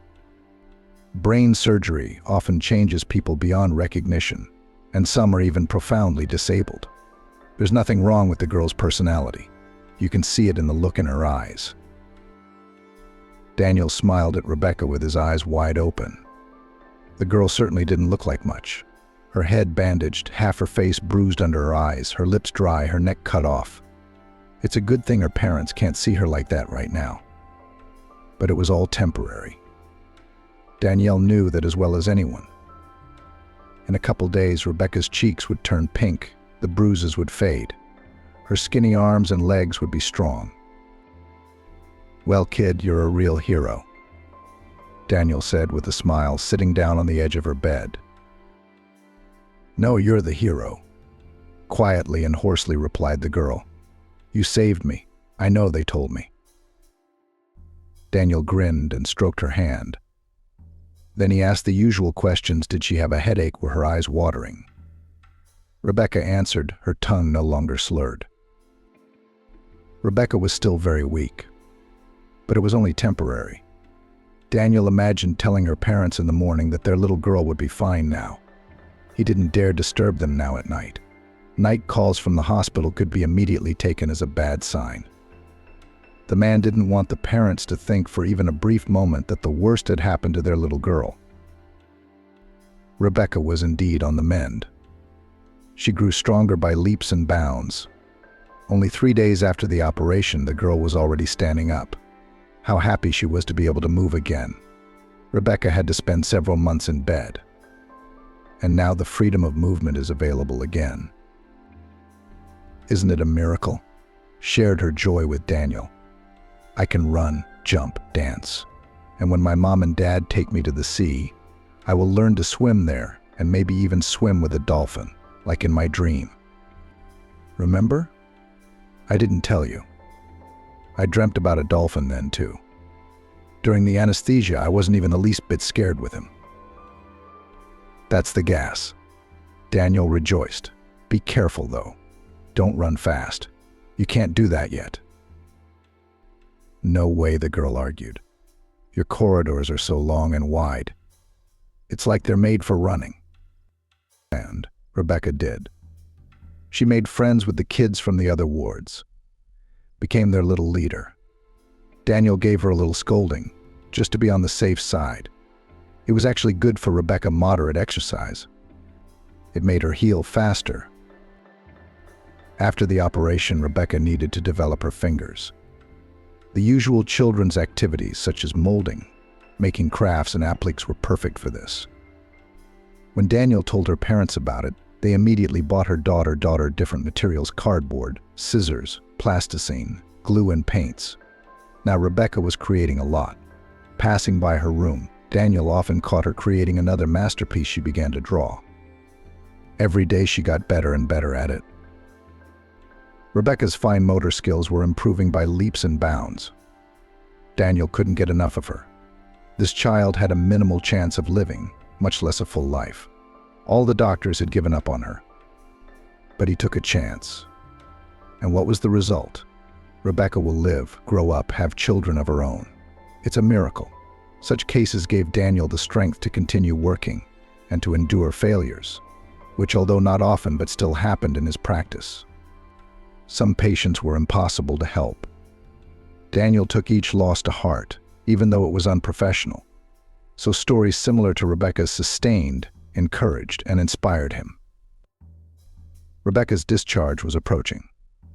It was May, and the lilacs and cherry bloomed in the hospital garden. Daniel tried to keep the windows open to enjoy the pleasant scent of the delicate spring flowers. That morning, 3 people entered his office for a discharge: a radiant man and woman, and Rebecca. The girl looked a little sad. "I'm going to miss you," she said, glancing at her doctor. "We have been such friends, and now we have to part. It's sad." "I'll miss you," too, Daniel admitted. Rebecca's words touched him, filled his heart with warmth. "But it's better if you don't go to doctors too much in the future." "Doctors are the best people," Rebecca said fervently. Daniel smiled. Then his attention turned to the girl's parents. He explained to them what to do next, how to rehabilitate their daughter, when to have her examined, just in case. Rebecca's father listened attentively, and her mother wrote everything down in a notebook. The girl herself was looking around curiously. It was the first time she was in a doctor's office. She was especially interested in the anatomical posters on the walls. "Let's say goodbye," Daniel smiled as he finished talking to the parents of the little patient. "Oh, I have a present for you." The girl realized and took out a small cardboard box from her purse, glued with shiny foil and decorated with tiny roses made of red paper. "What a beauty," Daniel marveled. He was really impressed with the creation he had found. Rebecca's fine motor skills were excellent. Not everyone could build such a masterpiece. It's amazing how quickly she recovered. "I made it for you," Rebecca admitted. "It took me 3 hours. Do you like it?" Daniel nodded very seriously. "This box will have a place of honor in my collection. Look at it." With these words, the man walked over to the shelves by the window. There, on the top shelf, he had his own museum. Rebecca was not the first little patient to thank the doctor with a gift made with her own hands. Daniel was good with children, so he already had a whole collection. The man did not throw away the children's creations. He kept them carefully. The little patients tried so hard to please him. These cute things had a special energy. Daniel placed Rebecca's box in the center of the room. "Wow, what talented children you have here," Rebecca said with sincere admiration. Danielle smiled. This girl saw the beauty in everything, and at her age could not envy the skills of others, but admire them. Amazing person. "Well, good luck to you." Daniel smiled goodbye. "We'll see each other again sometime," Rebecca promised. "Better not," Danielle said as the door closed behind the girl. If they saw each other again, It would mean only one thing: the disease had returned. And Daniel didn't want that to happen. But he and Rebecca had met. And it was under the strangest of circumstances. Years ago, looking at the skinny girl with pigtails, Daniel had never imagined how fate would bring them together again. Now the man found the small box with his eyes. The one Rebecca had given him as a parting gift. There it was, all shiny and bright. The man had stared at it many times, remembering his little patient, but he had never once thought to look inside the box. It had never even occurred to him. Now he intended to do so as soon as possible. It's been 20 years since Rebecca was discharged. A lot had happened in Daniel's life in that time, both good and bad. The man lost both of his parents in the same year. His father died of cheap alcohol poisoning. He'd completely collapsed by then. Whether or not his mother helped him keep his humanity somehow. Daniel tried many times to treat his parent, put him in the hospital. It was all in vain. Doctors are powerless if the patient doesn't want to get better. And his mother had a heart attack shortly after her husband's funeral. Daniel realized that both parents had not coped with the loss. Neither had been able to move on with their lives, and he himself had not helped them. Daniel himself believed it was his job that pulled him through. Every child's life he saved, he mentally dedicated to his brother Hugo. That must have been why the confidence lived in the man. Hugo hadn't lived long, but he hadn't come into this world for nothing. Thanks to what had happened to his brother, Daniel had entered the profession and was now treating children. This thought was very supportive to the man. His father and mother had no such support. Daniel felt the loss of his parents very hard, even if they did not communicate much. But the man always knew there are people who love him, always waiting for him, proud of him.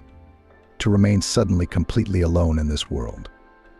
A grown man was not ready for this.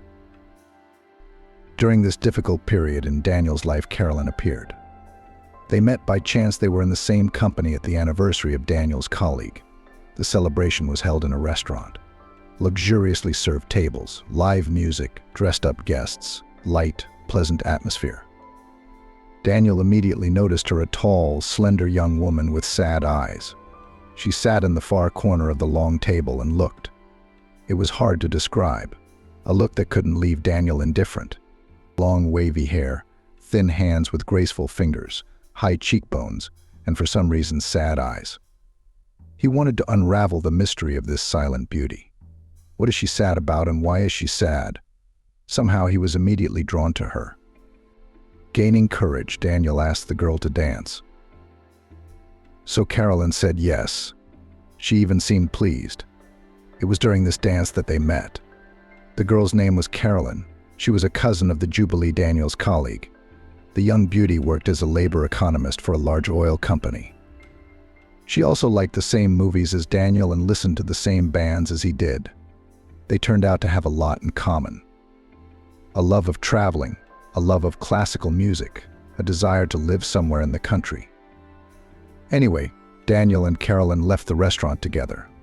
They wandered around the city, sat in cafes, wandered into nightclubs and talked. They got to know each other more and more. Soon they both realized they couldn't live without each other anymore. Daniel never thought that he would have such a person, understanding, sensitive, loving. Someone who could detect the slightest change in his mood, who knew how to cheer him up in any situation. Happiness in the form of Carolyn had come upon him quite unexpectedly. Just holding Carolyn's hand, looking into her eyes, seeing her beautiful warm smile, it was enough to make Daniel feel completely happy. Daniel, of course, solved the mystery of the girl's sad eyes on the anniversary. Luckily for him, she had broken up with a young man just the day before, and they were already getting ready to get married. Carolyn caught the groom with someone else. The guy turned out to be a womanizer. Lucky it all came out before the wedding. That's why Carolyn was sad at her brother's anniversary party. After hearing this story, Daniel mentally thanked fate for such a gift. He and Carolyn married, moved to the country, as they had once wanted to.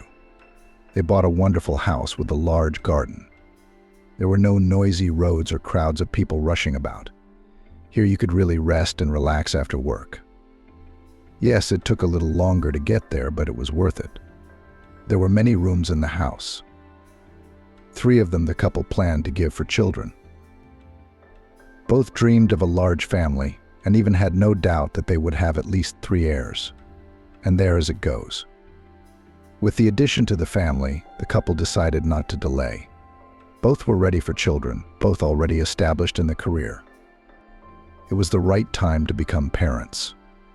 Only in the first year of planning a baby, nothing worked out. The couple didn't worry at the time. They knew that it happens. They enjoyed each other, the new house, made plans, dreamed, talked a lot about the future. It seemed that just a little bit more and a miracle would happen. How could it not? But it didn't. The miracle did not happen next year or in another year. Of course, the couple went to the doctors. Of course, Daniel got an appointment with the best fertility specialists. Both spouses underwent a thorough examination. Everything turned out to be fine with the father-to-be.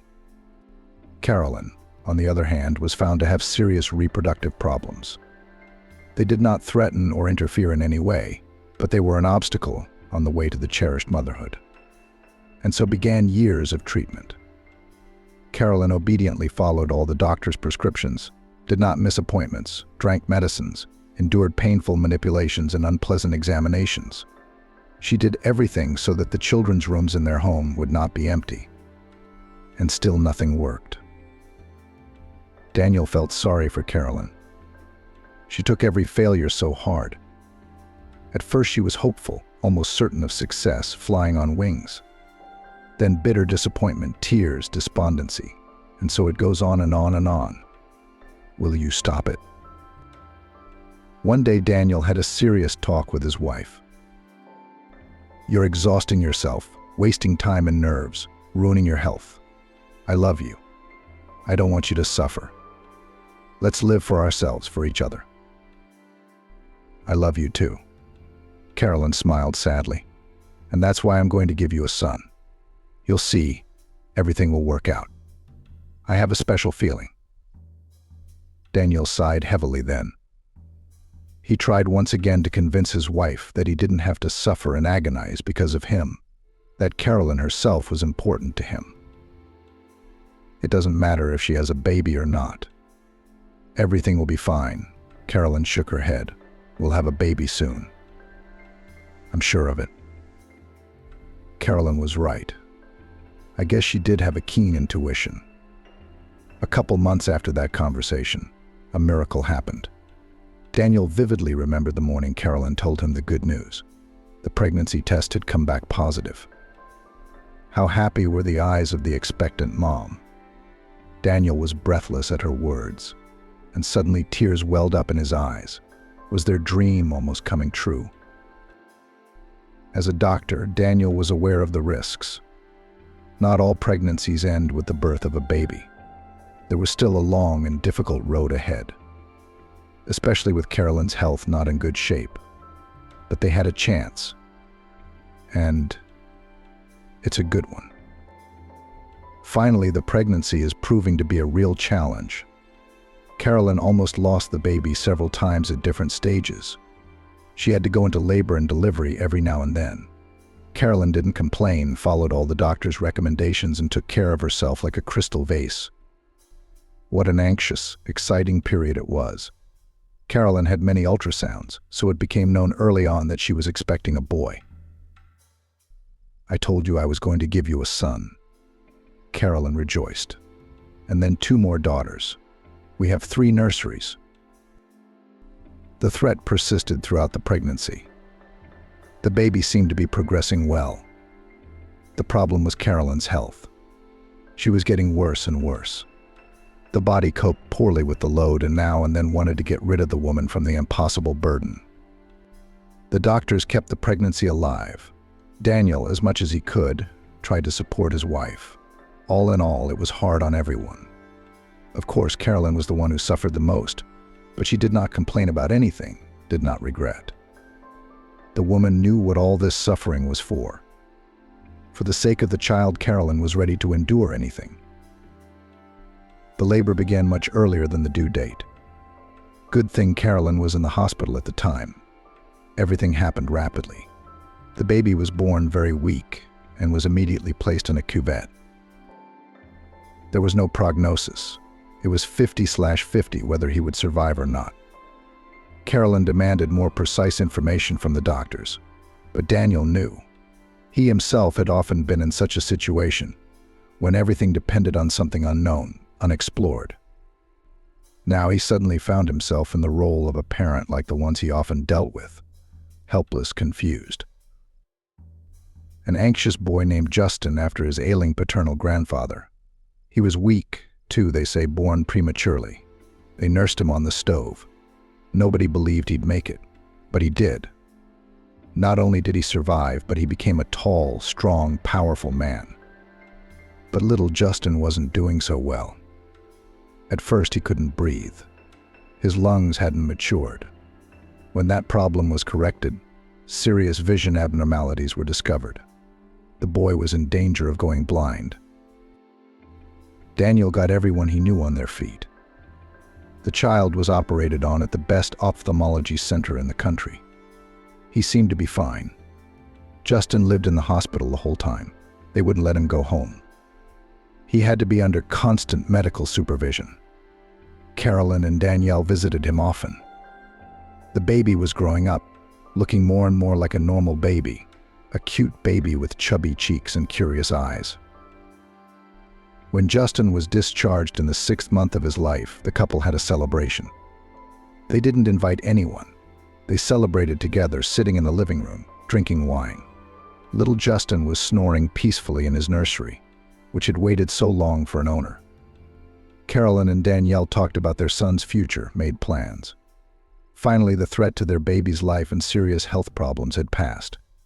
No, of course, Justin was far behind his peers who were born on time. But he can see. He'll soon be walking, then talking. When the baby was first born, doctors immediately prepared the parents for the worst.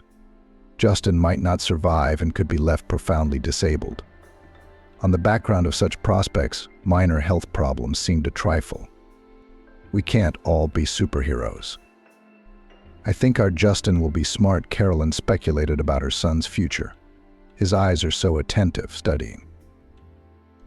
It's as if he already understands everything. Daniel smiled. He didn't notice anything like that. A child is just a child. The main thing is that it is alive and relatively healthy. But he didn't want to upset his wife. All the more, who knows, maybe she was right. Life went on as usual. Daniel worked hard. The number of patients, unfortunately, did not decrease. Every day, children from all over the country needed the help of an experienced neurosurgeon. Carolyn was busy at home, cooking mind-blowing dishes, recipes for which she found on the internet, creating coziness in the rooms. Daniel returned to his family nest with great joy every time. Dizzying aromas from the kitchen. Cleanliness and order. Around here you'd miss it. A wife and a son. That's happiness. It wasn't so easy with Justin, though. The effects of prematurity continued to manifest themselves.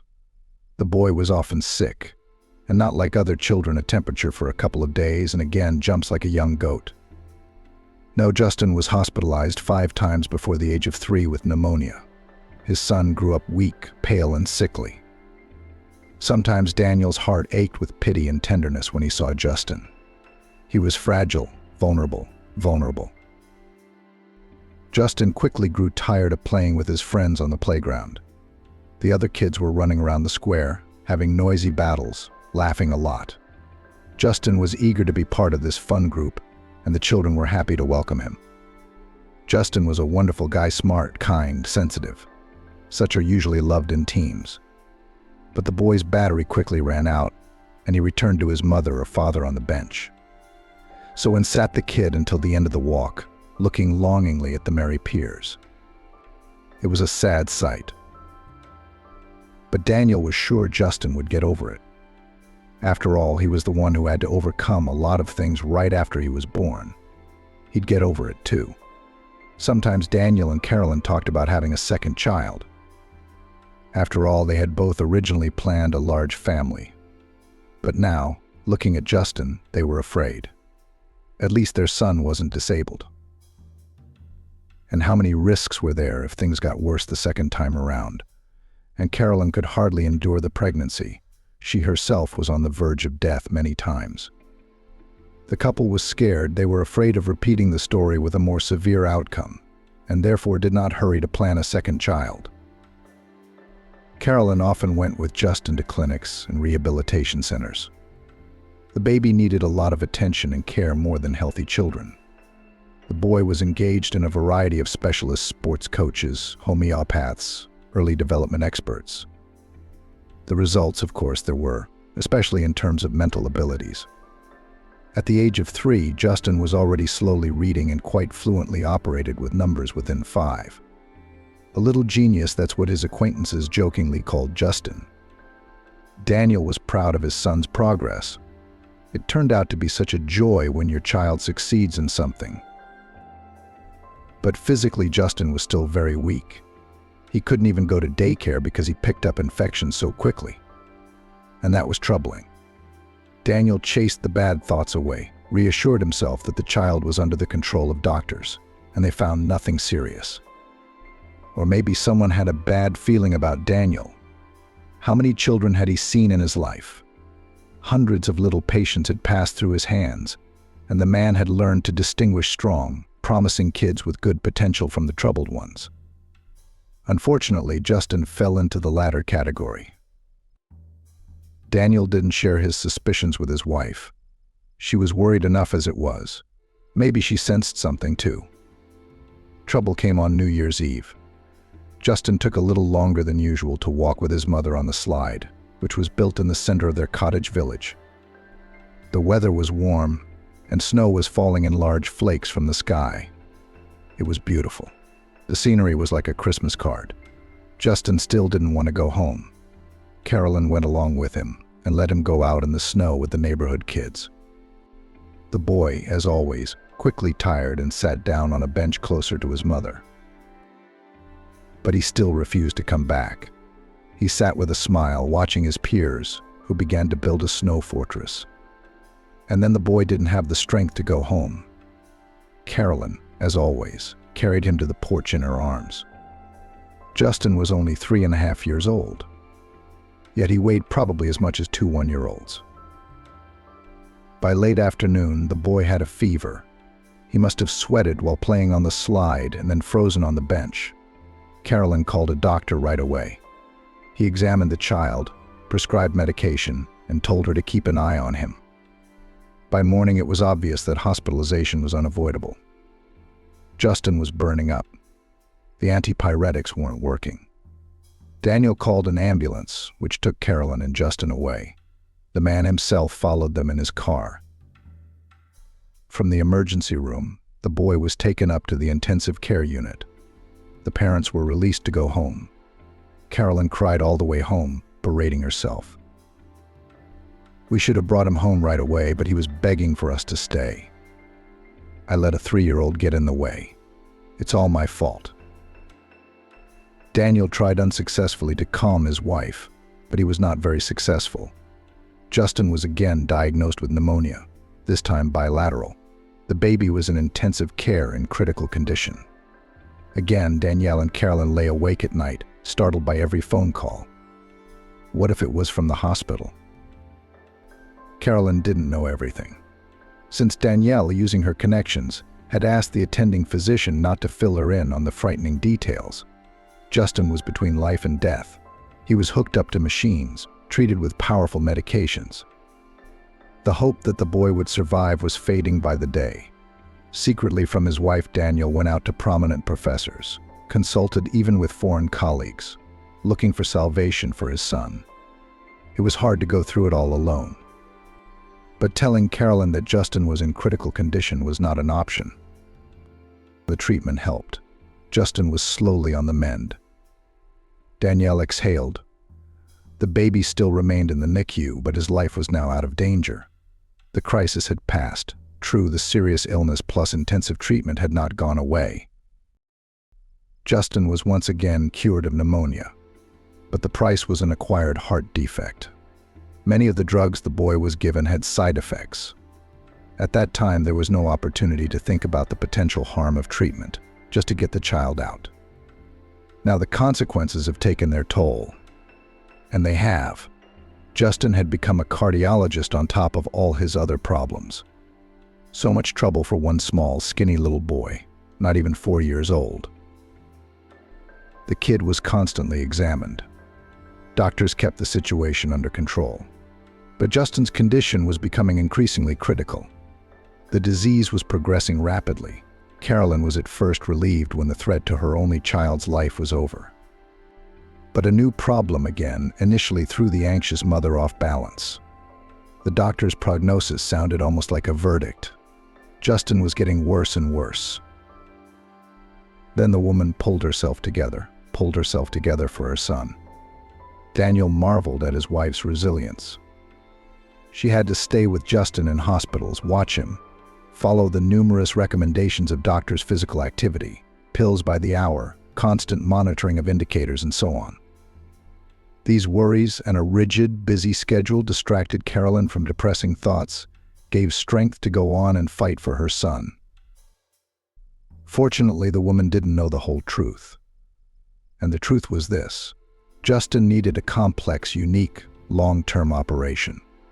It had been postponed. Carolyn thought it was because of her baby's weakness. He still hadn't fully recovered from the pneumonia. In reality, no surgeon wanted to take on such a patient.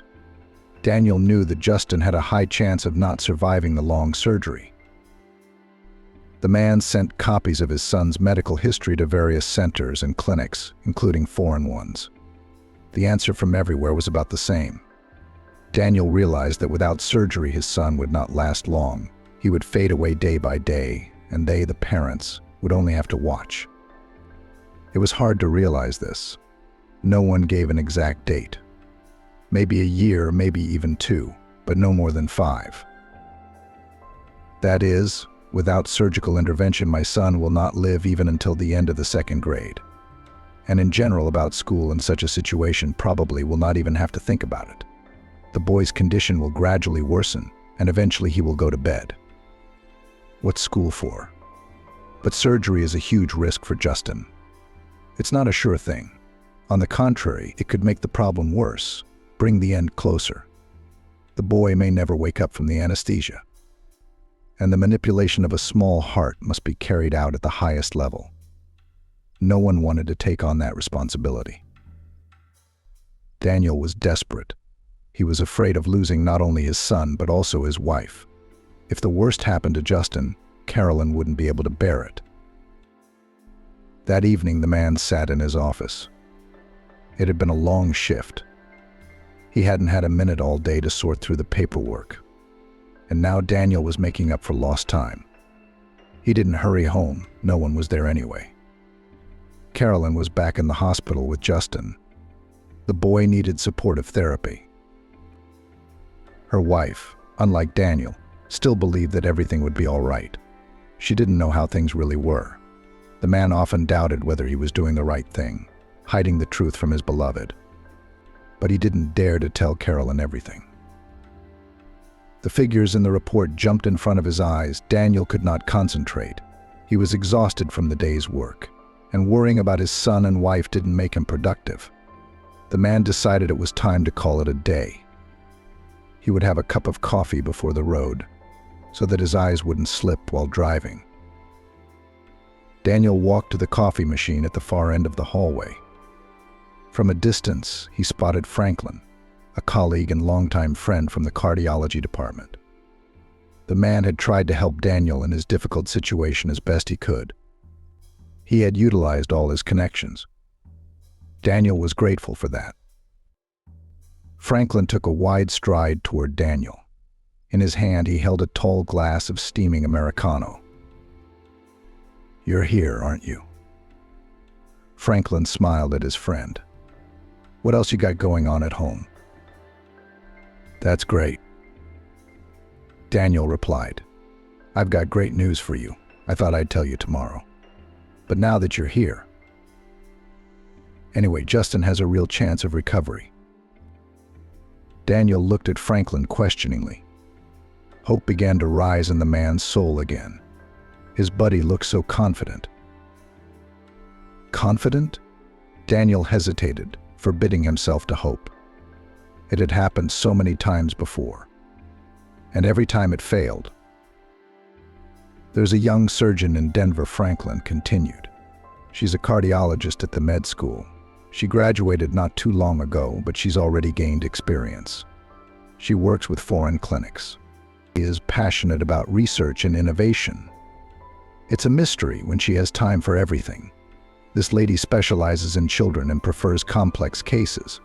She pulls out patients that other doctors gave up on long ago. And she can do it, can't she? Daniel was surprised. So she is a star in the world of medicine. But why don't we know anything about her? She's a star, but a rising star, Franklin said confidently. She's got a lot ahead of her, and it won't be long before everyone knows. So I contacted her, sent her Justin's story. I didn't even tell you, so you wouldn't get your hopes up because I could see how hard it was for you. But then, just this evening, she sent me a reply. This young luminary is willing to do Justin's surgery.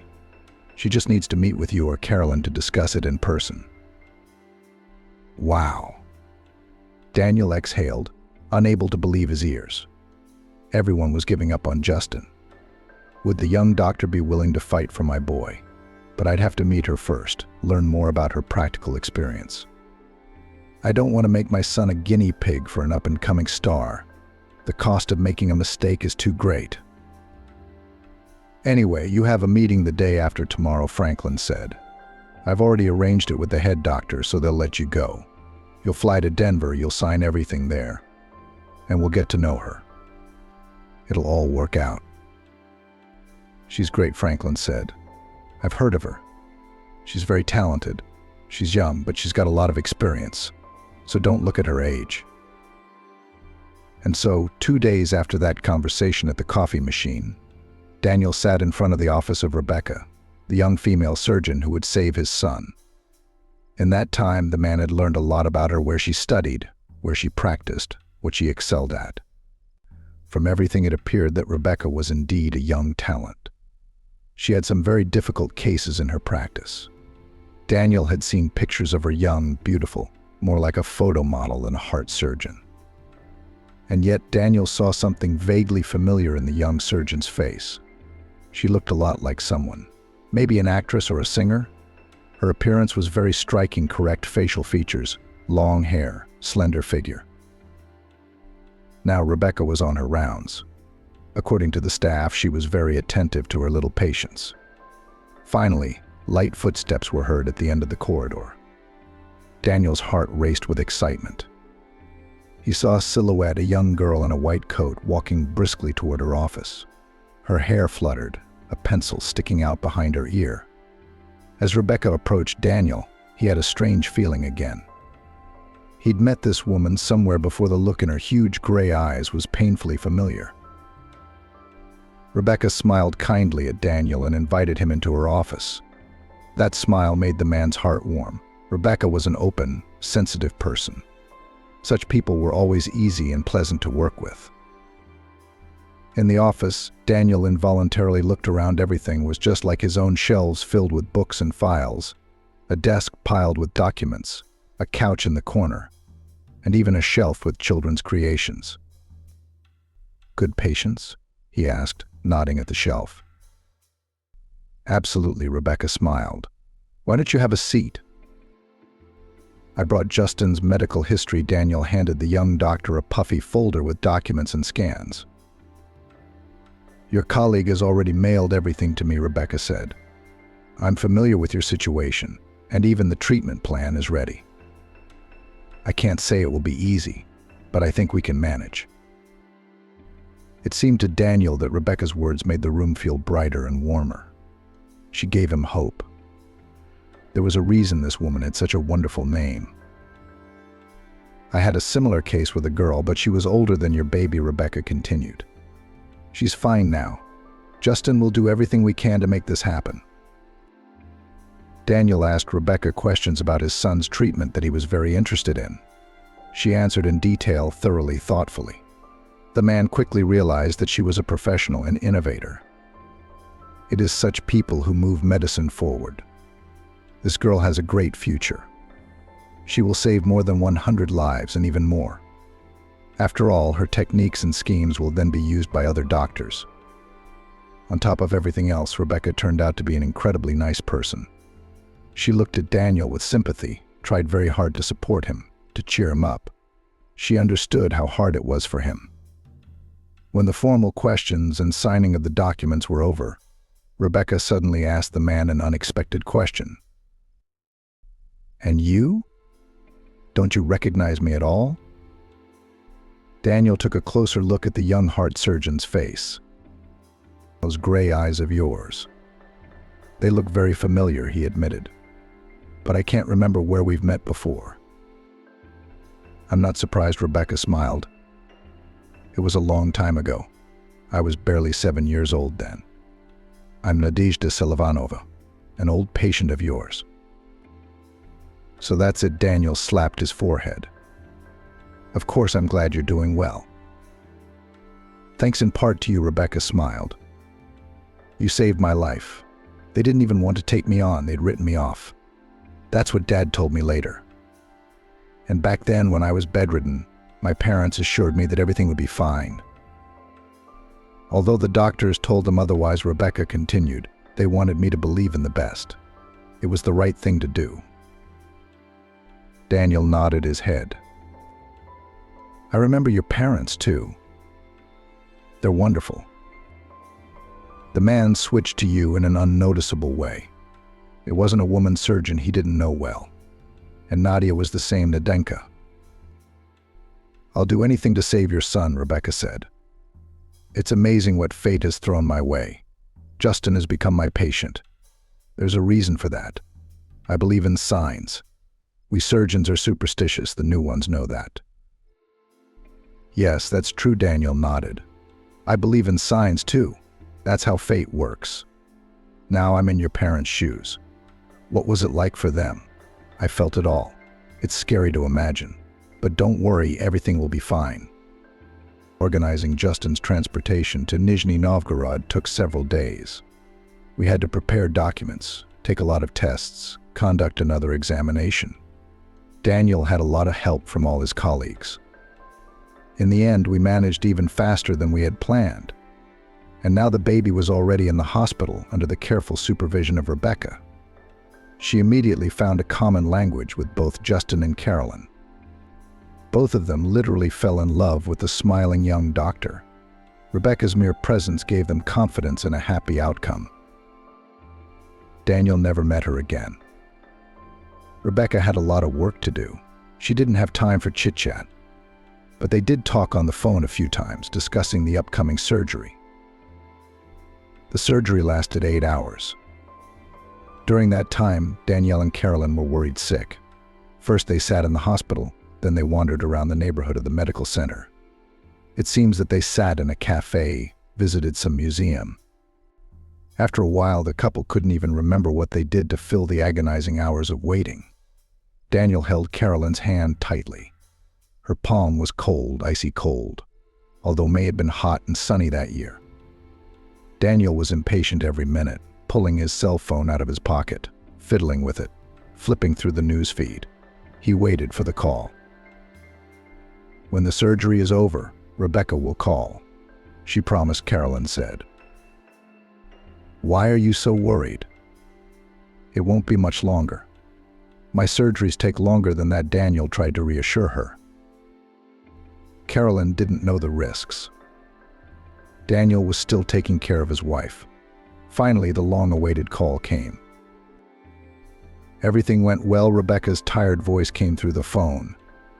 "It was hard, but we did it. The team was great. Your son is a hero. He'll be fine now. More details tomorrow. I gotta go." Daniel slumped helplessly on the bench. He had a smile on his face, which his wife immediately realized. "Justin is fine," Carolyn said affirmatively. Rebecca had worked a miracle. After the operation, Justin recovered quickly. He was only in the intensive care unit for 2 days, and that was only because of the protocol. Then Carolyn went to the hospital with him. Daniel, the attending physician, had to go back. There were patients waiting for him in the capital. There was a lot of work to do during his absence. Now he would have to spend the night at the clinic. But Daniel was not frightened by the emergency, especially now that Justin was doing well. The boy was looking better. A blush was appearing on his count with each passing day. It was beautiful and very unusual. Daniel was used to seeing his son pale with black eyes. Suddenly, Justin was a rosy-cheeked, bright-eyed baby boy. Carolyn shared Justin's new progress with her husband every day. He's so energetic.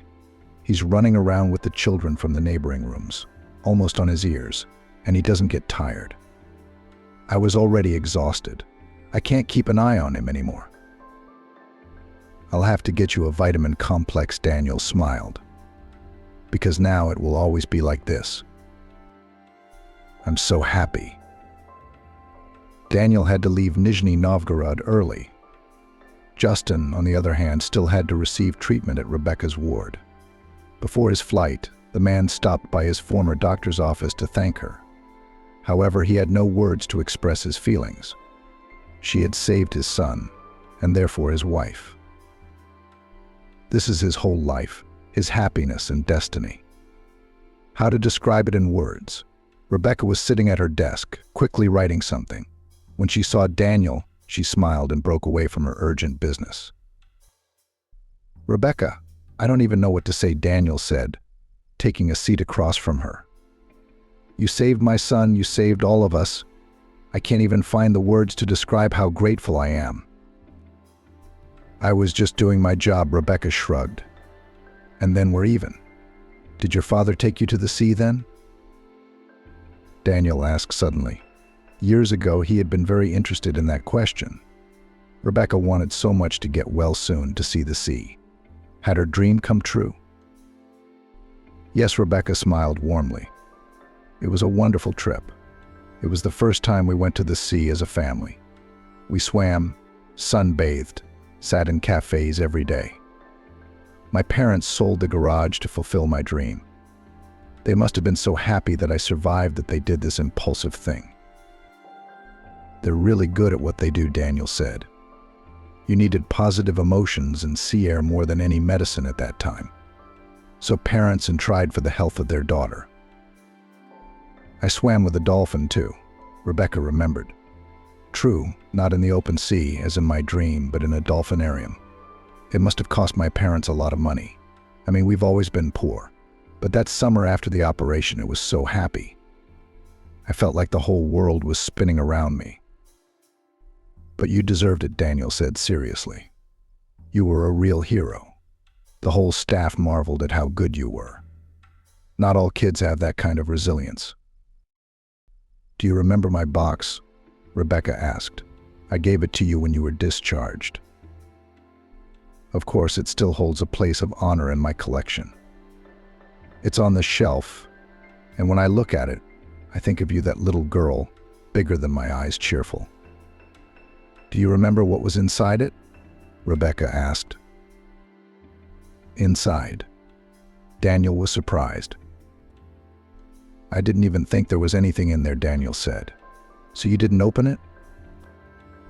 Rebecca's eyes lit up like two torches. Surprisingly, they were gray and cold, then suddenly bright and piercing. No, I didn't, Daniel replied. Will you be sure to open it when you get home? Rebecca asked. Sure, I can't wait, Daniel admitted. And that was the truth. Daniel stood in his office. In his hands, he holds the very same box, pink, shiny, decorated with paper flowers. The lid is closed with a homemade lock. So tiny that Daniel could barely manage it with his thumbs. He could have pulled harder, of course, but he didn't want to ruin something dear to his heart. At the bottom lay a color photograph of a smiling Rebecca. It must have been a graduation photo from kindergarten. Her blonde long hair was curled and beautifully tucked to the side. Her lips were slightly touched up with pink lipstick. That day, Rebecca wore a dress of sky blue color, puffy skirt, lantern sleeves. The disease had already made itself known then. There were dark circles under the girl's eyes, but Rebecca smiled broadly at the camera, holding a bouquet of scarlet roses to her chest. It was probably her favorite picture found on her. She looked like a princess. Girls just love that kind of thing. Danielle smiled.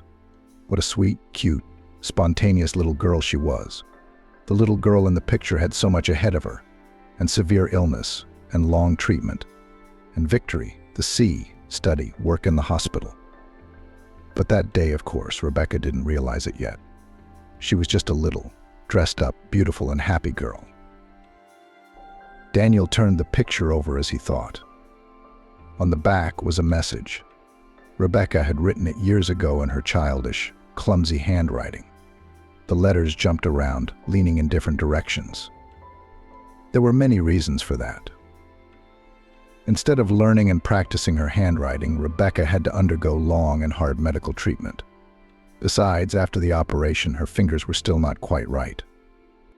In fact, Rebecca was a future doctor. And we all know the jokes about their handwriting. "Thank you for living," Daniel read on the back of the photo. "I was told you saved me. I will now live, go to the sea. I will have children of my own someday. And I will also definitely become a doctor. I will also save children. I promise you that. You'll see in many years you'll be proud of me." Daniel looked at the scrawled lines written by a child's hand and felt an avalanche of emotions coming over him. He had not only saved Rebecca's life, he had also determined her fate. The girl promised him that she would become a doctor, and she did. And she became a doctor. The kind of doctor one turns to when there's no hope of salvation. Ironically, he had saved little Rebecca, and now she had saved his son. And not just Justin. You can't make this stuff up. I opened the box. Daniel grabbed his phone and started typing a message to Rebecca. I figured it out. "It's amazing. I can't believe it." Rebecca responded with a long string of smiley faces and hearts. I guess she was busy again. Well, busyness was a common concern. But Daniel was sure when Rebecca got his message, she definitely smiled. A little more time passed. Justin had already recovered completely. Carolyn, lying with her son in the hospital, didn't recognize her boy. Why does he have so much energy? She wondered joyfully during phone conversations with her husband. He jumps, constantly on the move. And how many ideas he has. He is cramped in the hospital corridors in a small yard. I can't wait to be discharged. That's great, said Daniel. What does Rebecca say when you're discharged? Next week. They said they'd meet us at work. Sure enough, discharge day arrived. Daniel was told to be there at 10, but he was early on purpose. He wanted to talk to Rebecca again, ask some questions, and thank her again, of course. Now he had a healthy, energetic child, a happy, calm wife, a bright future. And it was all thanks to her, Rebecca. Daniel found out in advance what time Rebecca's meeting ended. He intended to be able to talk to her in the short time between the meeting and patient rounds. When Rebecca saw Daniel at the office, she was genuinely pleased. I knew you were coming, she said. Let's go into my office. I'll tell you how Justin's doing. I'll outline a plan of action. In fact, would you like some coffee? I'd love some. I have a box of brownies. Care to join me? Daniel nodded with a smile. They sat in Rebecca's office, drinking coffee and pastries, talking like old acquaintances. Rebecca was surprisingly easy and pleasant to talk to. Daniel immediately felt a kindred spirit. During this conversation, Rebecca told him in a very informal way how Justin was doing. Your little boy is doing great. I didn't expect this result. I thought I would need another surgery. But his body did fine, recovered. For the first couple of years, you should avoid excessive exertion. But make sure you exercise every day. Your wife's aware of that, but you should also see a cardiologist at your place of residence. ultrasound, cardiogram. And then, after that, no restrictions. Justin will lead a perfectly normal life. It's like a miracle. Justin hasn't led a perfectly normal life since he was born. His problems were largely determined by his heart condition. It was hard to detect. Multiple pneumonias triggered the progression of the disease. That's when it all came out. So everything should be back to normal now, Daniel said. Daniel wanted to know more about Rebecca's life after the operation. How did you achieve all this? How did you become a doctor? And such a talented one at that. Usually it's the children of medical dynasties who become stars. But your parents are not from the medical field, as I recall. Far from it, Rebecca grinned. Dad's a driver, Mom's a librarian. But I had a goal. Rebecca's goal took shape as soon as she learned from her parents that she was on the brink of life and death. While the girl felt bad and could not get out of bed, her mother and father encouraged her in every possible way, assuring her that she would soon be helped. In fact, at that time, the parents had already lost all hope. They had been refused so many times by doctors, assuring them that all manipulations were useless. And then suddenly a young and brave surgeon agreed to take on and found the operation. He did not give any prognosis, but assured that he would do everything he could. The parents had no choice. Without surgery, their girl would not survive. So they agreed to an experiment. They gave their eldest daughter at least a small but still a chance. Then, when it became clear that Rebecca was on the mend, the father told his daughter the truth. So if it hadn't been for Uncle Daniel, I wouldn't be here?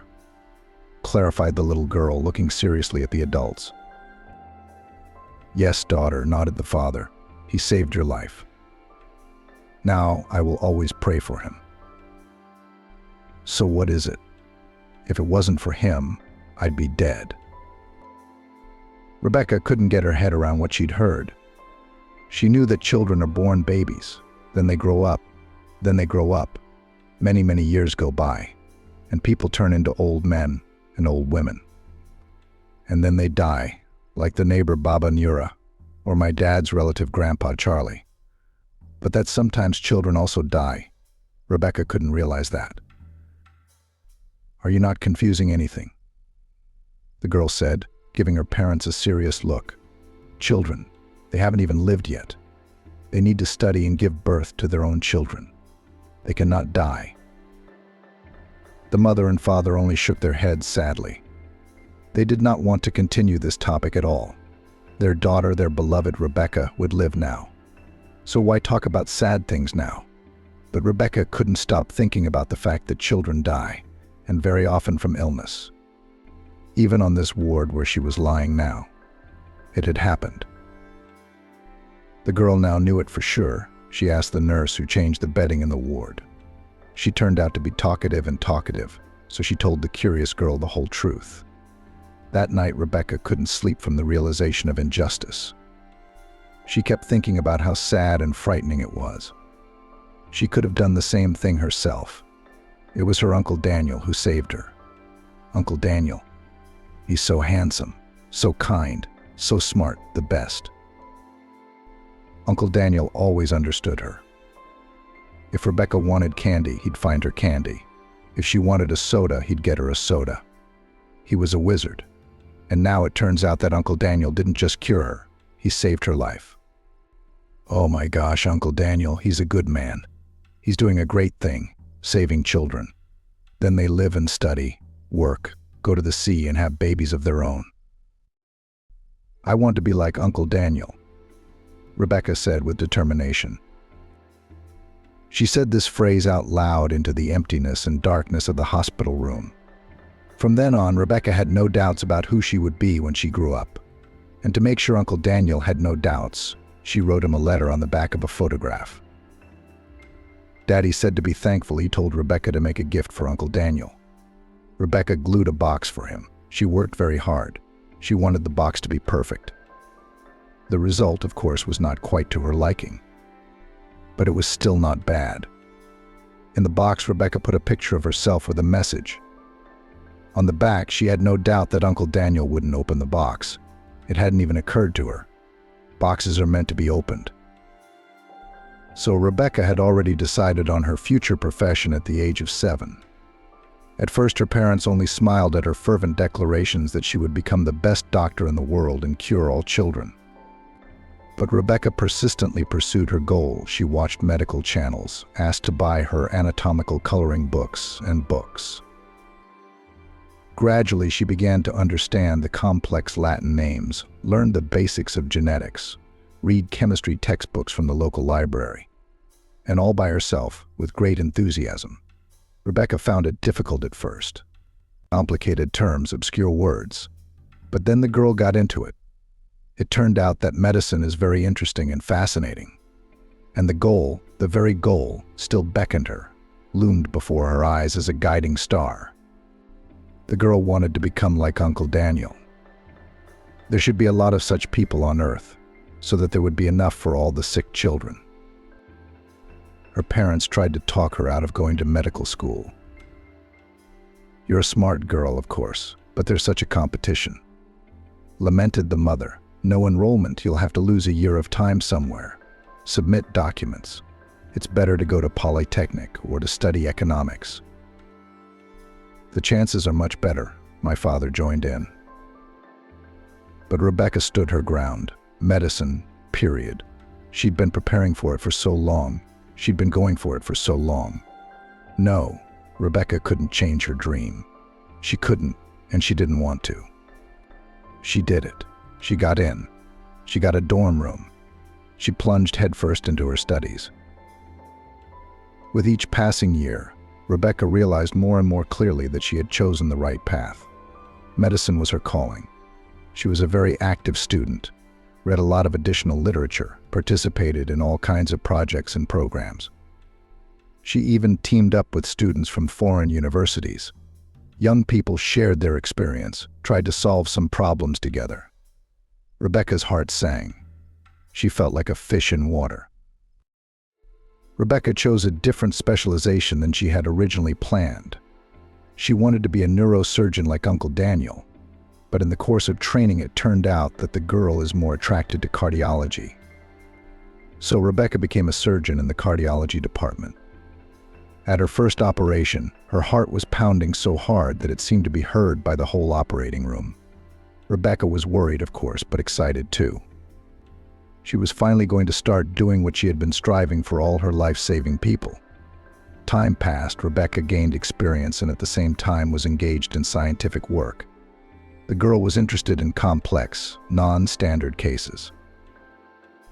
Rebecca was often brought patients who were refused by other doctors, and she nursed them back to health. She saved them, gave them a chance for a long and happy life. Grateful parents, smiling, cheerful little patients, how it all pleased the soul. Rebecca felt that she was bringing goodness, joy, and light into the world. It was not for nothing that Uncle Daniel had saved her. "You see, it's a wonderful thing," Rebecca reasoned. "You saved me 20 years ago, which means that if it hadn't been for you, the children I saved wouldn't have survived. It's amazing. I became a doctor. Any of your patients become teachers, engineers, drivers, and they're all doing good. They're all doing something important and good. That's how goodness spreads through the world."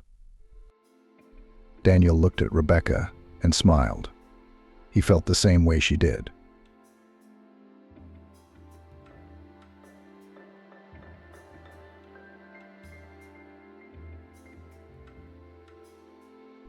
Taylor wandered through the streets of the small, dusty town. Provincial Sunset City greeted the man with marvelous weather. Warm, but not an exhausting heat wave like Los Angeles. The sky was slightly overcast and there was a pleasant freshness in the air. The man is here on a business trip. The company, where he worked as a general manager, planned to open branches in such small towns. And this, in Taylor's opinion, was a very successful and profitable project. Taylor had already held a business meeting, agreed on everything with the local administration. In fact, that was the purpose of his trip. And now he was walking back to the hotel. No, Taylor, of course, was offered transportation and local cab drivers. The man himself decided to walk around the city, He wanted to walk through these narrow streets to see how the people lived here. The city reminded the man of Cedar Rapids, the place where he had been born and raised. In such small communities, of course, there is little for young people to do. There is nowhere to go to study after school, no clubs and sections. But it is a pleasure to raise children in such towns. Everyone knows each other. A first grader is not afraid to let go to school alone. The distance is minimal. There is no need to stand in traffic jams at 8 a.m. to take your child, for example, to a doctor's appointment. And the children for themselves, local streets, abandoned wastelands. A perfect arena for all kinds of games: hide and seek, catch up. Taylor even smiled, remembering his own childhood. Just then a group of boys about 8 or 10 years old, tanned, in shorts and sandals, slightly disheveled, thin, impetuous, rushed past him. These guys were obviously playing some kind of their own, very interesting game. The motley crowd swept down the street and disappeared around the corner. Taylor looked at them with a smile. He and his son used to run around with friends like this all day long. Summer vacation was the happiest, most carefree time. You run around, you jump around. Then you fly home, run to the 5th, the very last floor, and open the door with your key, which at that time all children had on a string around their necks. And there's a smiling, kind grandmother, the heady aroma of jam pies and a cat, an old, fat, cheeky, but so beloved gray Christopher. Taylor couldn't hold back a smile. He felt good with his grandmother, cozy, calm, nourished. She had in fact raised him. In Taylor's childhood, his mother did not appear often, and it was always a bright event for him. Mom usually came unexpectedly, all dressed up. According to his grandmother, beautiful, young, stylishly dressed, skillfully made up. She wasn't like the mothers of Taylor's friends. Those were ordinary housewives in bathrobes, and Taylor's mom looked like a TV star and acted like one. Taylor was proud that he had her so special. His grandmother said that his mom had a lot of work, and she worked as a journalist in New York City, writing stories for the newspaper and radio hosts. She also works part-time as a freelance reporter for a beauty magazine. Mom often told about her work to her grandmother, Taylor, friends who sometimes, having learned about the arrival of his mother, came to visit her. As a boy, Taylor listened to these stories. They were interesting, exciting, funny. Mom seemed to the boy as the heroine of a bright movie. He looked at her as a deity. His mother always came from New York with gifts. She'd pull out an interesting toy from her suitcase. Yes, the kind that in Cedar Rapids, where Taylor's childhood passed, has never been.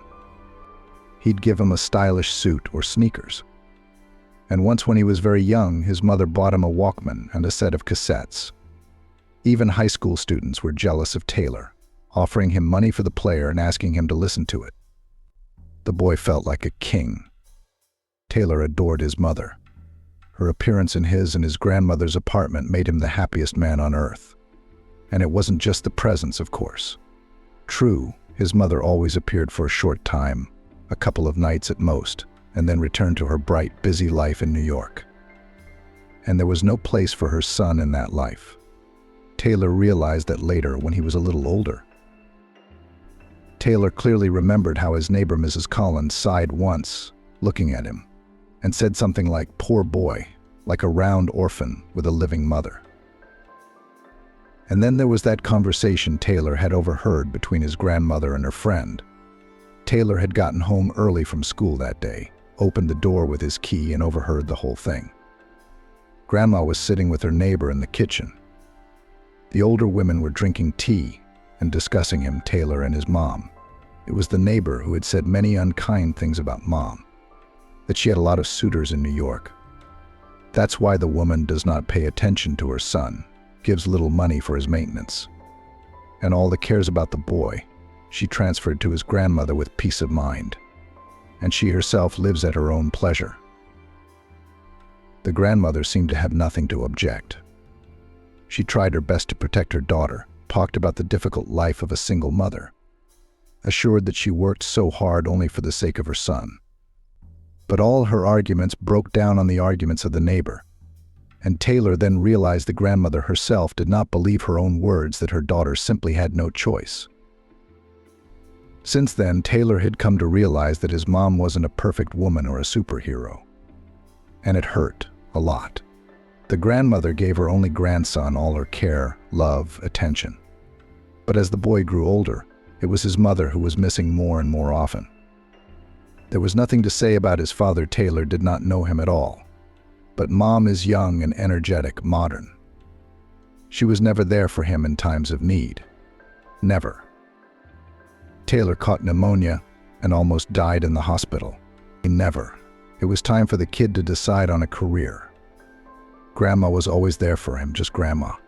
So soft, cozy, kind. But the mother appeared only sporadically and did not particularly seek to get into the problems and affairs of a growing son. Since the age of 12, Taylor clearly saw her indifference to himself.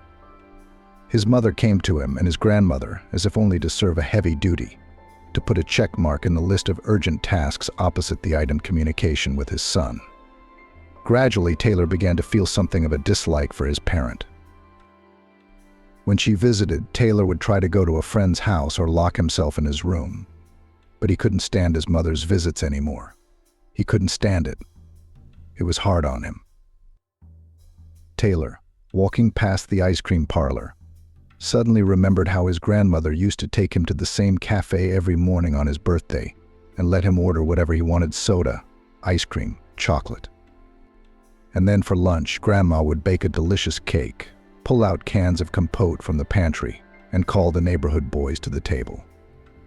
Mother was never present at these celebrations. She usually arrived a couple of weeks later. With gifts, of course, she congratulated her son and hurried back to her beautiful life, as it seemed to Taylor at the time. Only once did he and his grandmother visit his mother in New York City by themselves. The huge city at first a little frightened Taylor, but soon the boy fell in love with it.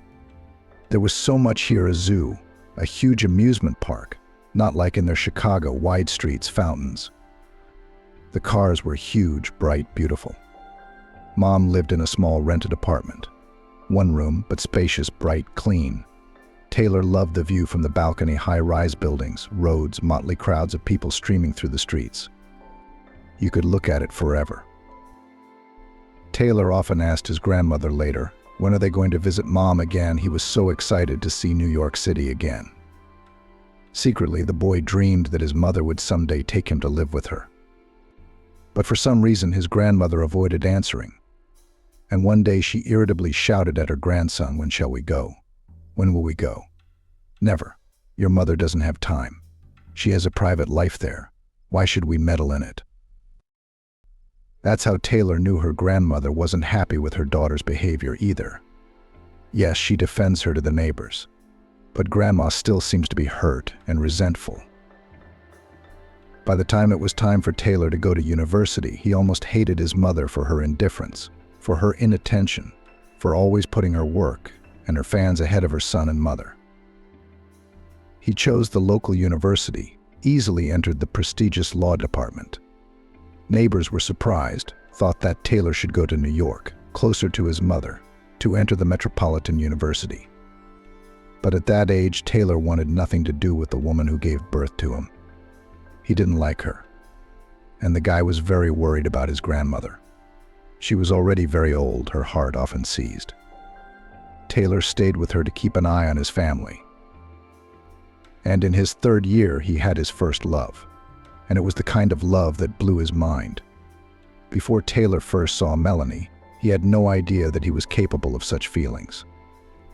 At that time, the guy met with a former classmate, Sharon, went with her to the movies, to dance at the local waterfront, walked by the hand.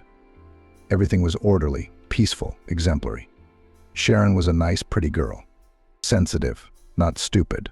She made Taylor feel at ease, but nothing more. Melanie was a real passion. And then they found out they had a lot in common. A slender girl with long hair the color of melted chocolate and bright black eyes, Taylor noticed at once. She was sitting on a bench in the courtyard of the university. This brightly colored beauty immediately caught the guy's eye. He sat at a distance, pretending that he was deep into his notes, but he secretly watched the beautiful stranger. Once the girl intercepted his gaze, Taylor was embarrassed. But the stranger apparently recognized the feelings of the guy and smiled at him. And that was it. Taylor realized that he was missing. The girl gracefully slipped off the bench and approached him. She smiled again. Anyway, Taylor never made it back to his classes that day. He and Melanie, that was the name of the beautiful stranger, went wandering around the city. Taylor felt happy and free then. He put his arms around Melanie's waist, kissing her in front of everyone. The girl liked it all, which made the guy's head spin. He never once thought about Sharon during that walk. Then, of course, he had to explain himself to his friend. Sharon cried, begged him to stay. It seemed that she really loved Taylor, but he was already irresistibly attracted to Melanie. Bold, beautiful, a little willful. Melanie came from a so-called dysfunctional family. She and her mother and younger brothers lived on the outskirts of the city, in one of the poorest neighborhoods in Detroit. Melanie's mother drank, changed suitors like gloves. And that's what she saw from a very young age. You know, she didn't care about me or my brothers. And it's always been like that, Melanie shared. She could disappear for 3 or 4 days. She always loved adventure, and we, the abandoned, survived as best we could. I tried very hard to create some semblance of well-being so that my brothers and I wouldn't be taken to the orphanage. I was afraid of that. Maybe for nothing. Maybe we'd be better off at the orphanage. Taylor nodded gravely. He understood Melanie as well as anyone. He'd been an orphan himself, with a living mother. His mom didn't need the kid either. He was just in her way. Of course, Taylor's situation was much better than Melanie's. He lived in a clean, cozy apartment, and his grandmother looked after him. But as far as his father's absence and his mother's total indifference were concerned, it was almost a perfect match. I felt like my brothers and I were just in her way. Melanie shared details of her childhood. Taylor felt the same way. He was in his mother's way, an unfortunate misunderstanding in her life. Was it hard living with your mother? He asked Melanie. The girl didn't go to school. She worked part-time as a waitress in a local bar. They wouldn't take her anywhere else without an education. She didn't starve, of course, except that her salary wasn't enough to rent a place of her own. She had to live with her mother and brothers in a ramshackle barracks on the outskirts of town. Melanie's mother was often visited by friends, girlfriends, and most unpleasantly admirers. Noise, smoke, endless fights and quarrels. Melanie seemed to be used to all of this, but Taylor could see perfectly well it was hard for her to live at home. She was unhappy. And how can one be happy in such conditions? Taylor found a way out of the situation, proposed to the girl. Yeah, it's a little early. Like the future newlyweds were only 19, not even 20 years old. Taylor still had a lot of studying to do. But what do we do? Melanie can't be in this environment. Taylor will not be able to rent an apartment for her, and just to live like this, and a girl in his room grandmother is unlikely to allow. She's an old-fashioned person. But if Melanie signs with Taylor, that's a different story. And what a blessing it would be anyway. Living with the one you love and never having to leave her side, never having to worry about how or where she sleeps. To fall asleep and wake up in each other's arms. To take care of each other, to watch TV in the evenings, to plan something. Taylor reasoned. Melanie was thrilled with the idea. It would be awesome to be your wife. I really want to be your wife, she said. Taylor's grandmother, and even more so Taylor's mother, was not informed. The young people applied to the local registry office. A month later, they were married. The newlyweds appeared at the solemn event in jeans and t-shirts. True, Taylor still bought the bride a beautiful bouquet. The woman from the registry office disapprovingly looked at the future spouses, in jeans at the wedding. The dressed-up ladies arched their eyebrows in surprise. In line outside the door stood several traditional couples, bride, groom. They were accompanied by annoyed guests, and Taylor and Melanie showed up alone. Yeah, and Jean's Taylor nodded importantly. Who cares what we're wearing? It's about feelings, relationships. Green, sighed the woman. Well, play family. You'll figure it out soon enough. Taylor smiled indulgently. What could this registry clerk know about their feelings? They would never split up. They would be together for life and build the perfect family, the kind their parents never had. But the woman at the registry office was prophetic. She must have had a good eye.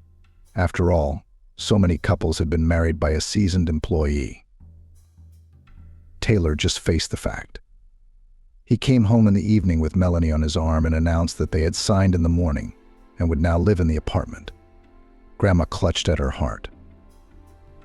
Oh, but tried her best to stay calm. Taylor realized later that he shouldn't have done that. Grandma had a bad heart, after all, and she would have supported him anyway. But as it happened, so it happened. He was young, inexperienced, in love. Grandma immediately assembled the table from where she'd just come. It turned out to be a celebratory dinner. The three of them sat up late talking. Grandma, having learned the details of Melanie's life, felt pity for the poor girl. It was obvious that she liked the young wife of her grandson. For about a year, everything was just perfect. Taylor studied, Melanie worked, and helped her grandmother around the house. Everyone seemed to be happy with the way life was turning out. Melanie had almost stopped drinking. Her mother took the news of her only son's marriage, like everything else going on in his life, with indifference. She was about to get married, too. Finally, one of her suitors was ripe for a serious step. It seemed to be a co-worker of her mother's, a man much younger than her. Not Taylor's age, of course, but only about 10 or 12 years older than Taylor and Melanie. They were planning children in the near future. Both of them decided that first they should stand on their feet, establish themselves in their professions, buy a separate home, and then think about heirs. But fate ordered otherwise. About a year after the wedding, Melanie pleased Taylor with the news. There's going to be a baby. Taylor then took the news as another adventure. He was breathless at the thought that he and Melanie would become young parents. It wasn't scary. His grandmother was always there. She'd help. She'd teach him everything. So why worry? They'll manage. The pregnancy didn't go very easily. Melanie didn't feel well, was often hospitalized, and the mom-to-be's temper deteriorated. She became cranky, demanding. She constantly reproached Taylor in something, said that it was boring with him, that he does not earn enough and does not know how to do anything. And Taylor? He suddenly began to realize that his feelings for Melanie were somehow cooling down. His heart no longer beat in the same rhythm when he saw her, and his wife's smile didn't bring the joy it used to. Taylor looked at Melanie with different eyes now. He didn't see a forward-thinking girl, but a person with a lot of bad habits, not the same old bold beauty. Grandmother seemed to notice the cooling of feelings between the young couple. She tried to fix something, talked a lot with Taylor, explaining that pregnancy often becomes a test for both husband and wife. The guy seemed to understand the grandmother and agreed with her, but could not help himself. And Melanie acted as if Taylor was suddenly disgusted with her. Boring, predictable. I can't take it anymore, Melanie said often. Taylor either didn't say anything or answered rudely and walked away. He thought having a baby would change everything. But then Naomi was born, a tiny, confused infant. Grandma could spend hours gazing at her great-granddaughter's crib. And Melanie and Taylor genuinely didn't understand what there was to admire. They named the girl Naomi. That was Melanie's decision. Taylor didn't mind. He didn't care. The child at first did not cause him any feelings. And later his daughter began to irritate him. She cried all the time, had to be soothed. The grandmother focused all her attention on the baby. Therefore, Taylor now had to pour his own tea and heat dinner, as well as dilute the formula for his daughter, since Melanie had no milk. This had to be done at all hours of the day and night. If Naomi started crying during the night, Taylor would get up and dilute the formula, while Grandma tried to soothe this crying creature. Melanie flatly refused to run to the baby on cue, and Taylor was very understanding. Melanie was drawn to her daughter. She probably wasn't ready for motherhood, and having a baby hadn't worked a miracle. Nor did their sense of responsibility to their newborn daughter Naomi. Nor had a caring and loving grandmother stopped it. Taylor was now deeply ashamed of his attitude toward his daughter. She had been unlucky with her parents, both of them. Probably if it wasn't for her grandmother, the child welfare authorities might have taken the girl away from her and Melanie in the first place.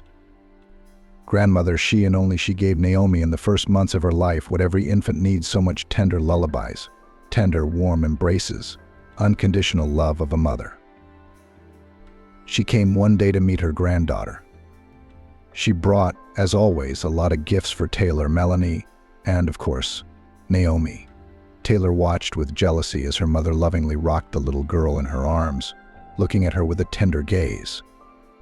It was obvious that the newfound grandmother did not want to put the girl in the crib. And Naomi answered her grandmother in the same way, smiled affectionately, looking faithfully into her eyes. Taylor wondered why the mother, who had not cared about her son all her life, suddenly melted when she took her granddaughter in her arms. Maybe she had grown up, realized her mistakes. But it's too late for that. Taylor was sure he'd never forgive his mother. Mom, of course, went to the capital. Nothing could keep her here. Not even a small, undoubtedly favorite granddaughter. There was work and a young husband waiting at home. But now, after Naomi's birth, her mother often called Taylor, asking about her granddaughter and Melanie, asking him to send photos of the girl. She was in touch with Melanie now, too. Mother-in-law and daughter-in-law corresponded a lot.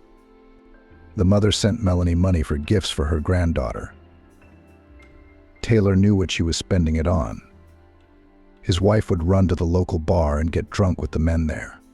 She was bored with a child and an unloving husband. Taylor didn't care at all. Let her go out. The guy didn't feel even a hint of jealousy. He didn't have any feelings for Melanie anymore. Grandma thought Melanie worked at the bar. The grandmother did not communicate with her granddaughter Naomi, cooked for the whole family, cleaned, led the usual way of life. And Taylor? He was planning on leaving this town. He didn't have much time left to study. After graduation, he was going to go to New York, but not to his mother. Taylor wanted to start his own separate life. Let his grandmother, Melanie, and Naomi deal with it however they wanted. He'd still have to pay child support for his daughter. He wouldn't say no. It's a shame, of course, but what can you do? You have to pay for the mistakes of your youth. By the way, Taylor blamed his mother for this mistake of his youth. Well, who else? He was only drawn to Melanie so strongly because they had a lot in common. The mother didn't care about her daughter either.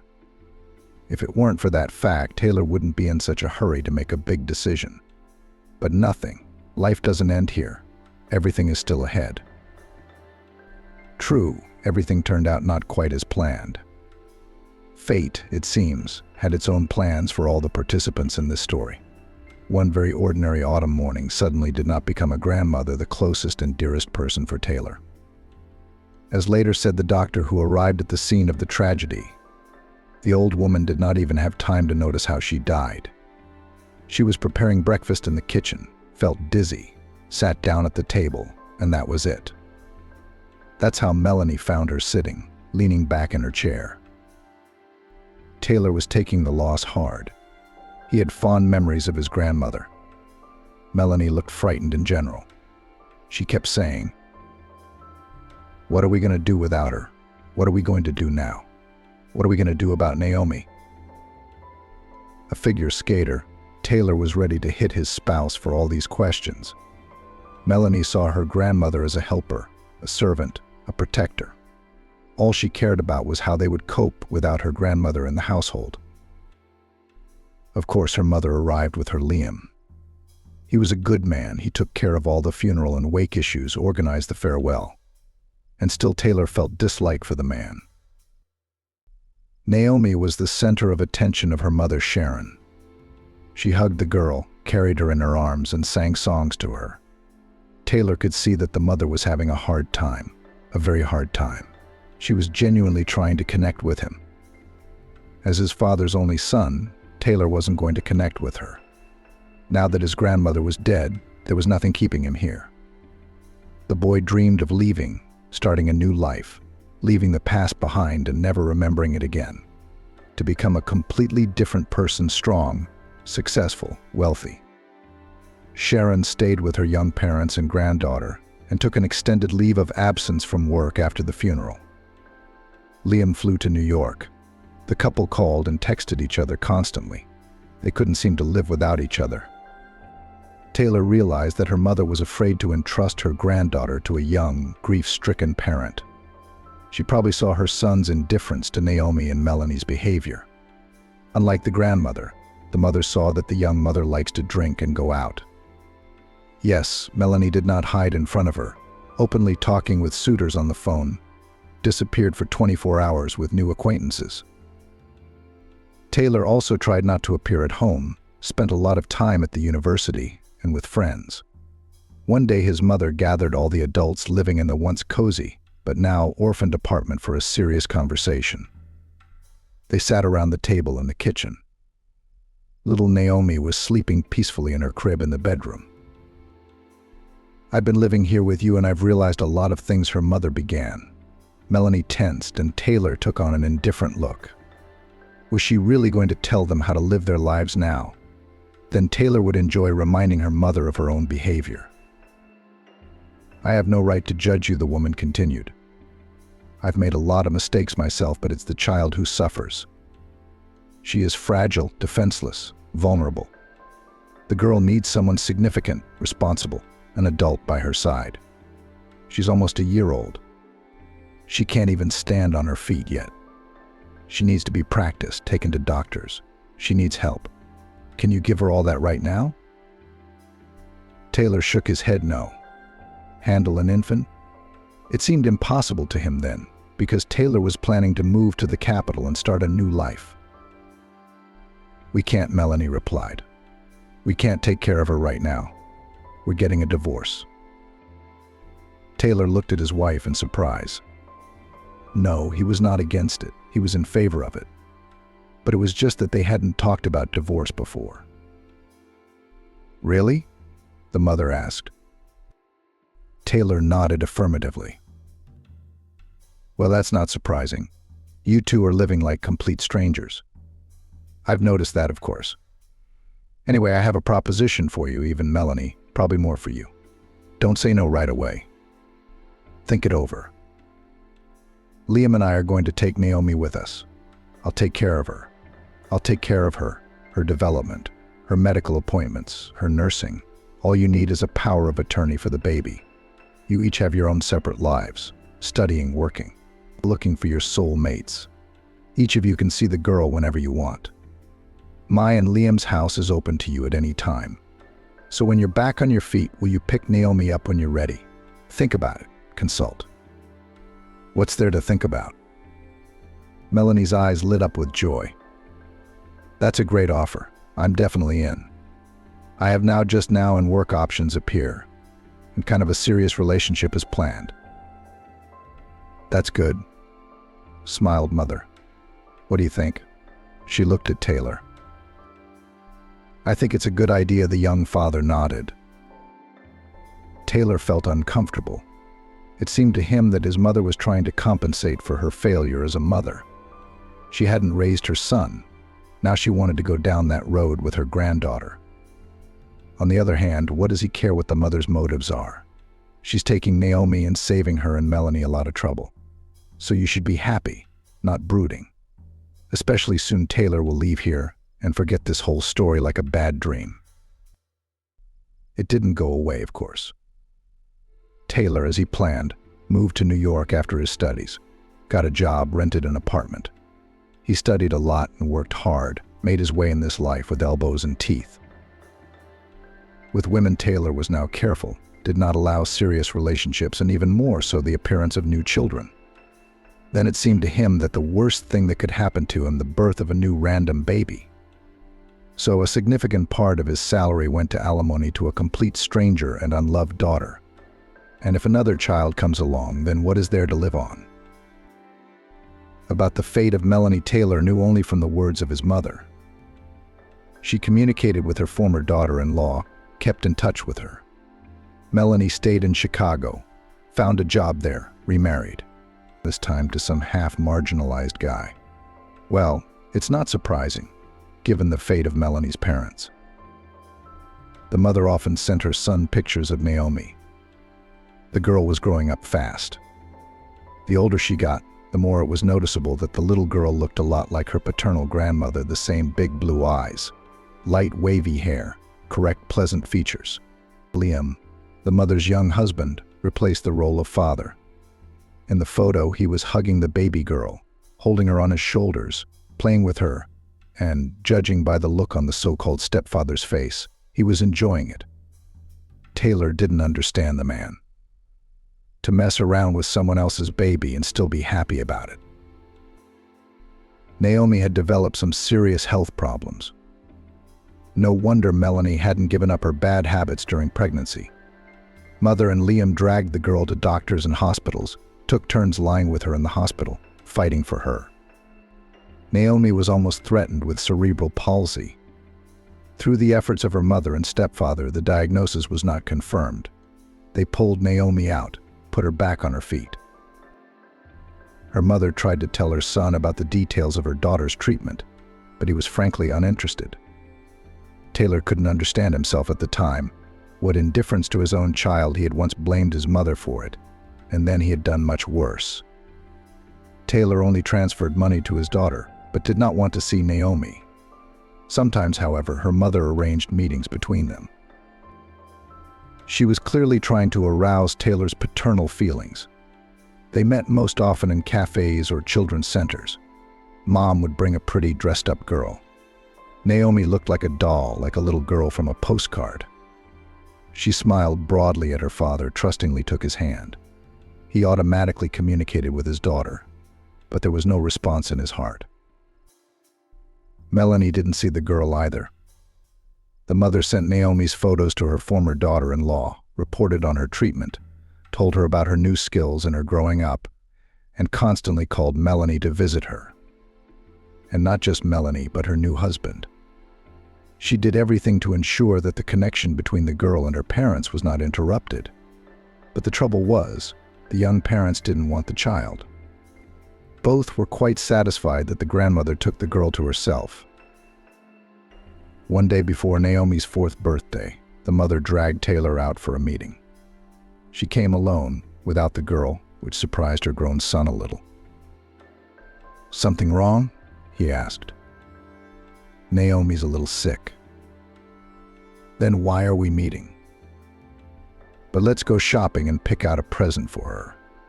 She's 4 years old, she understands everything. She's looking forward to the holiday, and you, of course. She adores you, you know that. Why don't I just transfer the money like always and you buy what she likes?" "Maybe.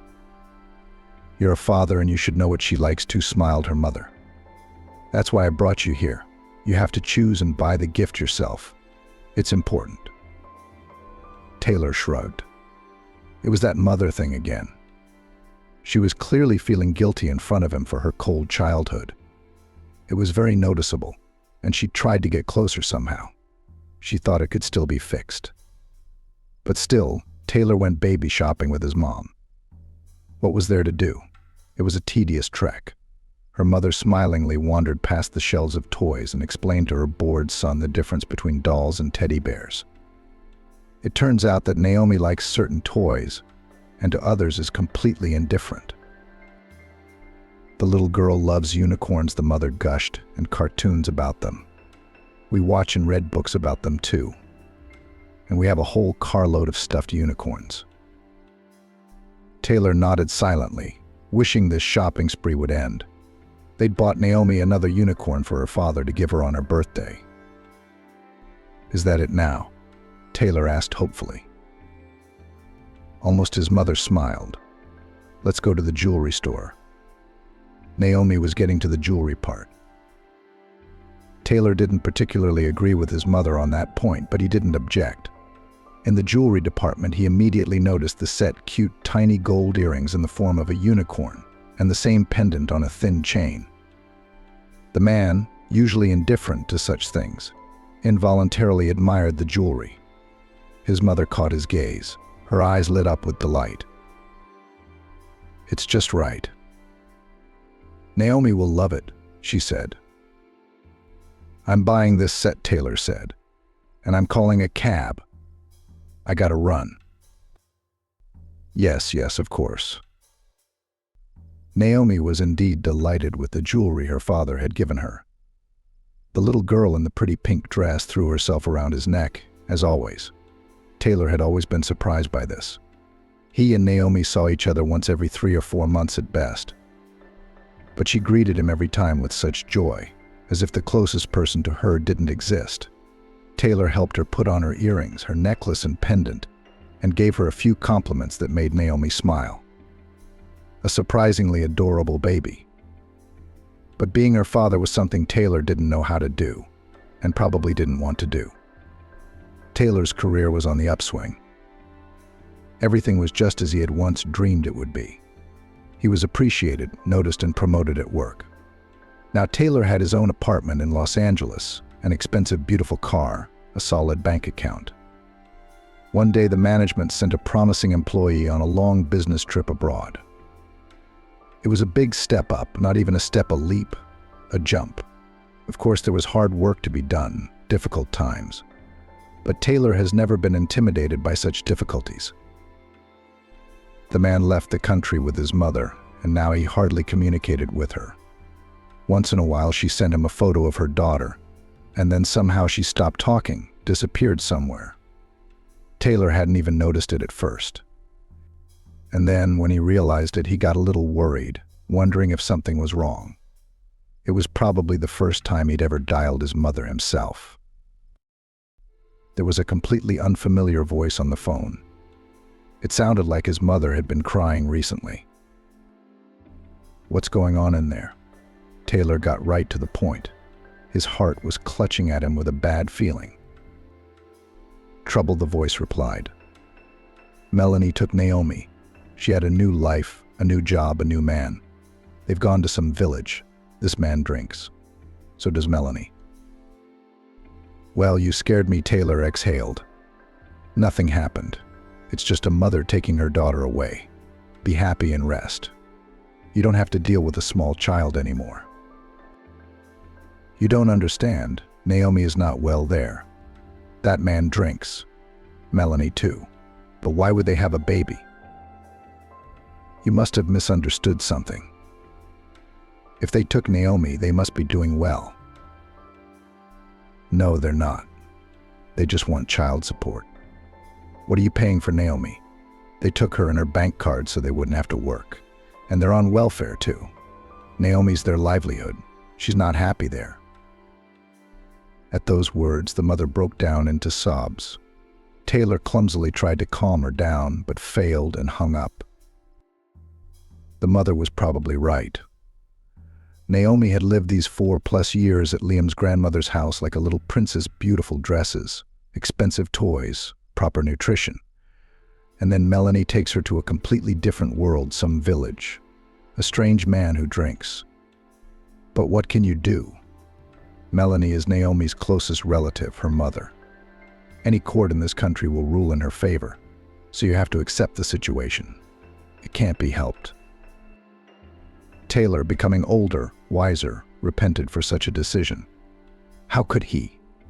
How could he be so indifferent to the fate of his own daughter? He knew that nothing good was waiting for Melanie. The trip lasted several years. Taylor had little contact with her mother, and in general, to be honest, almost did not remember neither about her, nor about her daughter. He didn't have time for that. All his thoughts were occupied with work. Her mother wrote sometimes, telling him that she was talking to Melanie, seeing pictures of Emma. They make the girl look neglected and unhappy. Melanie doesn't let her grandmother see her granddaughter, but she doesn't stop communicating, extorting money from the woman for her daughter until she was almost 5. They ask for a substantial sum for Emma's treatment or for groceries for her. Taylor had no doubt Melanie is simply using his mother, playing on her feelings. But what could be done? They were all adults, so let them figure it out for themselves. Taylor does what he's supposed to do. He pays child support, and he doesn't care about the rest.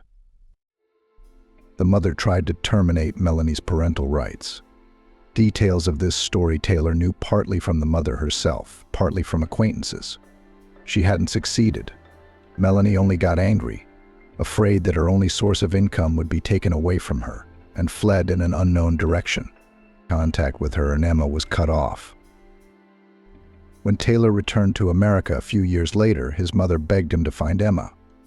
She was very worried about the fate of the girl, still attached to the little girl for these 5 years, while she raised her, treated and put her on her feet.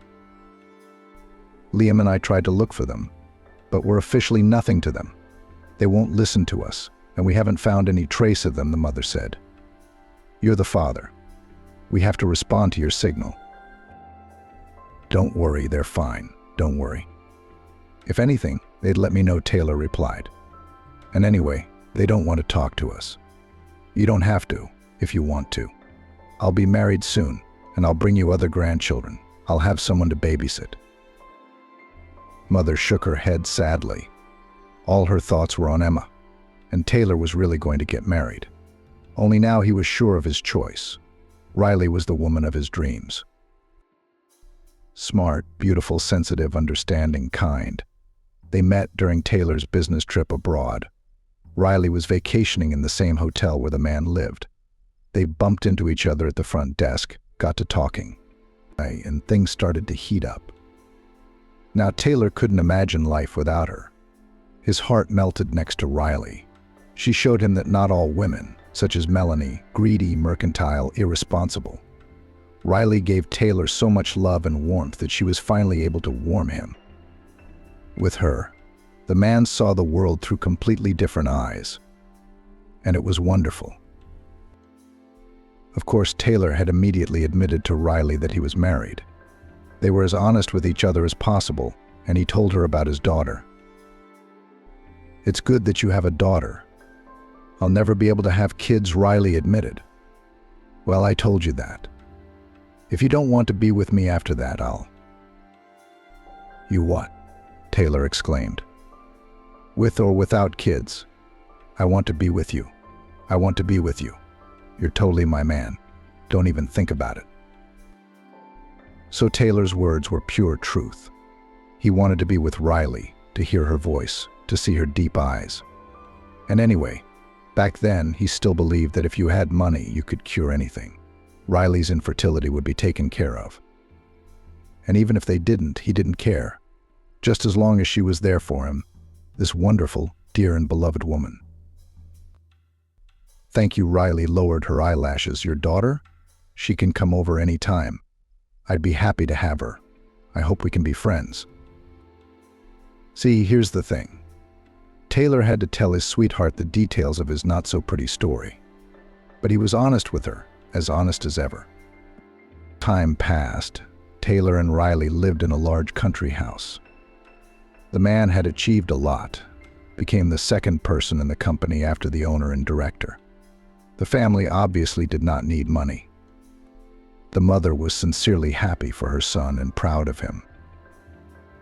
She repeatedly asked Taylor to apologize for the fact that she actually abandoned him as a child, did not engage in the upbringing of the only child. Taylor had long forgiven his mother. He did not hold a grudge against her, but he still did not feel such affection as for his grandmother. The man felt sorry for his mother. She felt guilty before him, before her granddaughter, before the whole world. She was tormented. She was especially worried about Naomi's fate, for there had been no word of her since Melanie, frightened, had taken her daughter and fled in a unknown direction.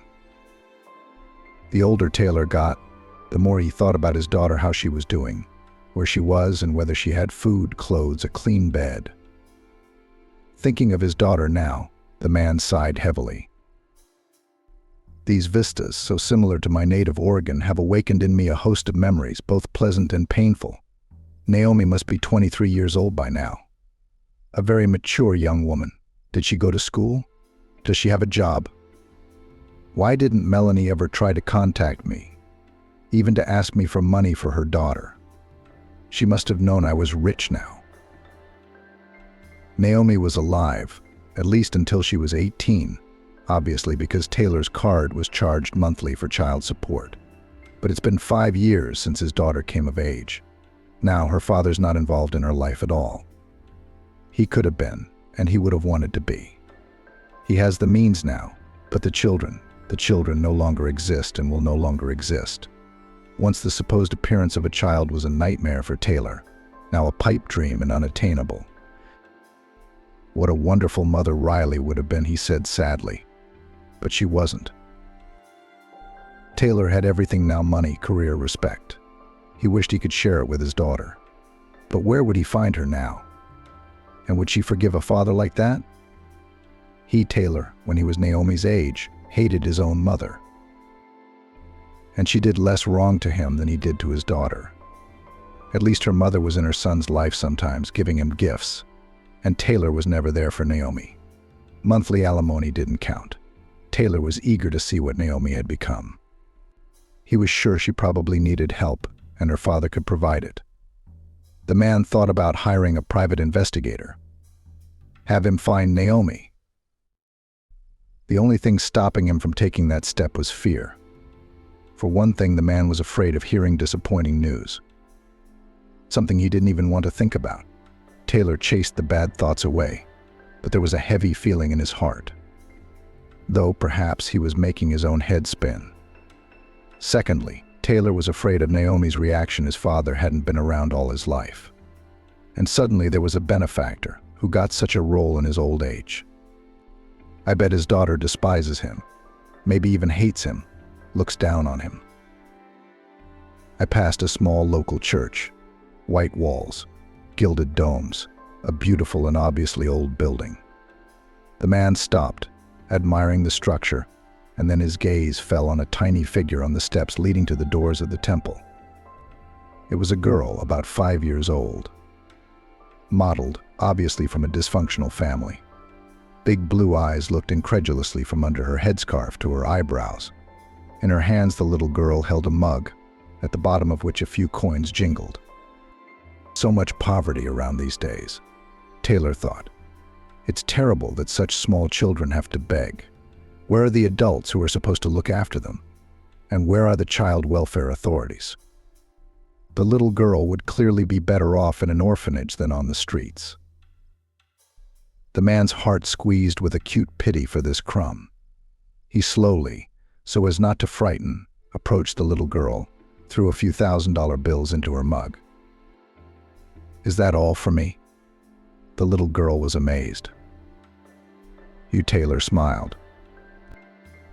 The girl, despite her lack of grooming, was a real beauty, healthy, blue-eyed, sweet, with ruddy cheeks. Thank you, kind man, she said in an old man's way. What's your name? Taylor couldn't help himself. Audrey, what a beautiful name. Kira, aren't you hungry by any chance? Instead of answering, the girl lowered her eyes, and Taylor realized that yes, of course, the girl was very hungry. Immediately, he went to the nearest bus stop. There he spotted a bakery stand. Taylor bought a whole bag and, returning to the church, handed it to the little girl. The little girl greedily devoured the treat. Taylor smiled and wanted to go on his way, but suddenly his attention was caught by a pendant that glittered on Kira's neck. The pendant hung on an ordinary dirty rope, but the jewelry itself was exquisite and obviously expensive. A golden unicorn covered in pink enamel. Taylor's heart clenched and his eyes swam. It was the exact same pendant Sharon had once given her daughter Melanie for her 4th birthday. His mother had forced him to go to the jewelry store then, and there the man's gaze had fallen on this magnificence. Taylor remembered exactly what that pendant had looked like, and it was the same one that was now around Kira's neck. Or exactly the same one, which was also possible. And yet, Is there such a thing as coincidence? Where did you get that thing? The man asked cautiously. And this pendant was given to me by my mother, simply answered the girl. Where? Where is your mom now? Kira looked at Taylor and shrugged. I don't know, Grandma doesn't say.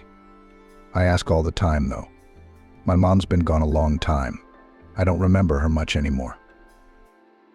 So you live with your grandmother? Yes, with my grandmother. Uncle Leo, too. He's bad, he drinks a lot. Uncle Ashton was better. He used to cut out paper dolls for me. You know how beautiful they were, but I lost them already. It's a shame. Uncle Ashton doesn't come anymore. His grandmother kicked him out. Taylor looked into the girl's face and saw her as his mother and daughter. This little girl, she couldn't be Naomi, of course, but she resembled her like 2 drops of water. The daughter had been just as cute and adorable as she was when she was a baby. All right, goodbye. Taylor smiled at the child. I'll see you around. I hope to see you if you pass through here. I work here every day. The word work, which sounded so familiarly businesslike from the child's lips, cut Taylor's hearing. He didn't stray far from the girl. Taylor knew he wouldn't be able to live peacefully unless he knew the fate of this little girl on the pendant. Now the man was sure it was exactly the jewelry that he had once presented to his daughter. And Audrey's resemblance to Naomi was no accident. Really, it couldn't be accidental. Taylor took a comfortable vantage point, settled on a bench behind the small chapel. From here he could see the porch and the little girl sitting alone on the steps. People, many people, were passing by the girl. Some ignored the little beggar, others threw a handful of coins into her mug. Some even rubbed Audrey's head or exchanged a few words with her.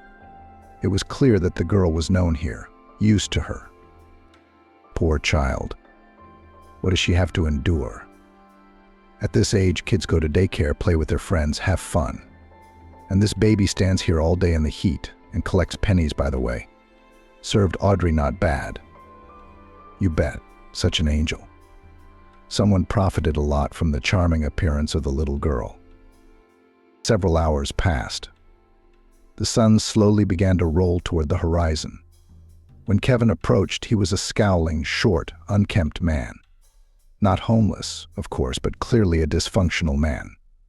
Grim types of marginal appearance was the phrase that came to Taylor's mind at the sight of the man. Audrey rushed toward the man, smiled broadly, and gave him a quick assurance. The man listened half-heartedly at first, then suddenly became animated.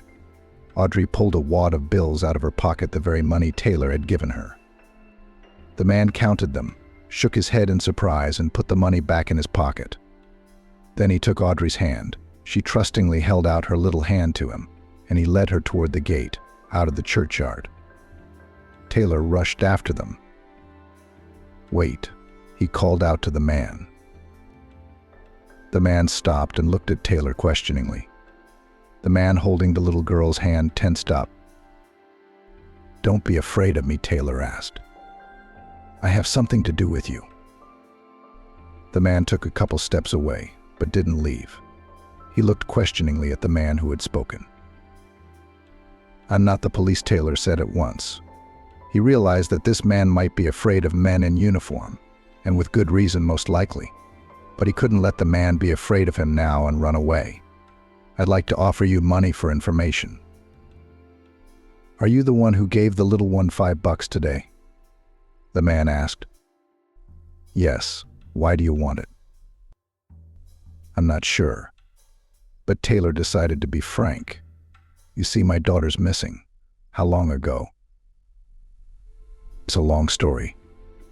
The baby, she looks just like her. Eyes, hair, lips, every feature. And then there's the pendant.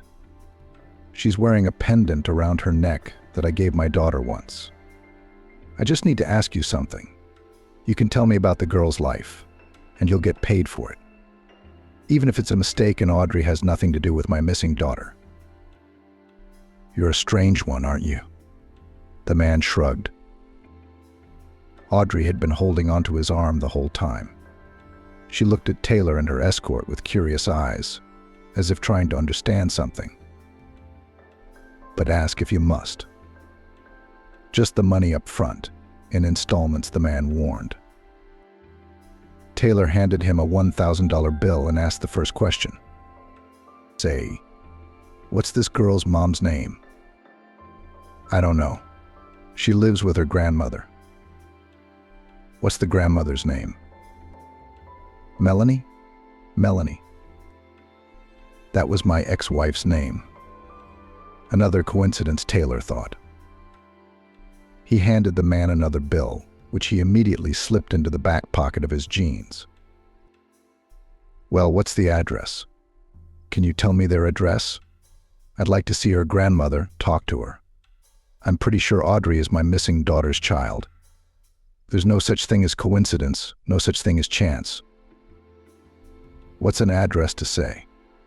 The frowning man shrugged his shoulders. "I'm taking the little one home right now. I can show you. But I don't think I'll be able to talk to Melanie. It's late at night. She's probably out of her mind. It's her son Kevin's birthday today, too. He's been running around with a bottle since this morning. I'm sure Melanie had company over at Melanie's. Maybe she still is." The man grinned unpleasantly, as if he'd said something witty. Taylor nodded. The three of them walked a couple blocks and ended up in a cramped old courtyard. There was trash everywhere, swings falling apart, weeds poking up through the asphalt.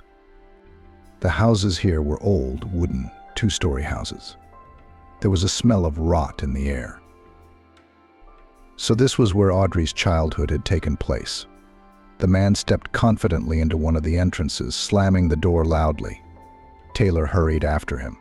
Audrey finally wrenched her arm from her escort's grasp and rushed up the stairs.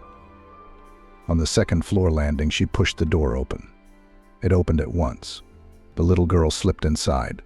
The man followed her. Without waiting for an invitation, Taylor came in. The apartment was dirty, dusty, dark, old furniture shabby, wallpaper, plaster falling off. From all corners there was a stench of mustiness and the smell of booze and smoke. "Granny, we're here." Audrey's sonorous voice filled the apartment. "Not your grandmother," came the man's mocking voice. He was already in the far room. Taylor went to that sound. In the center of the hall, the body of a thin, swollen woman with a yellowed face lay directly on the floor. She was singing loudly, spreading the smell of booze. There were empty bottles and ashtrays under the table, and cigarette butts on the windowsill. The man unceremoniously shook the woman by the shoulders. She mumbled something unintelligible. Audrey ran into the room. Seeing her grandmother in such a state, she was neither surprised nor upset. Most likely the little girl contemplated such scenes every day. And it was horrible. "Wake up," I said, shouted in her ear the man. "You have guests." Finally, the woman opened her eyes and looked around the room. When she saw Audrey, the woman smiled stupidly. Suddenly, Taylor came into her field of vision.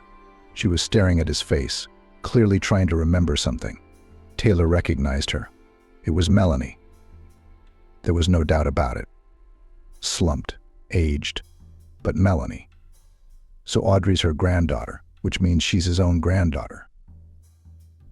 "The ex-husband is here," Melanie said, smiling unpleasantly. "It's been so long since you've been gone, and now here you are." "But you're on your own. I don't have time for this." The man hurriedly excused himself. He looked questioningly at Taylor.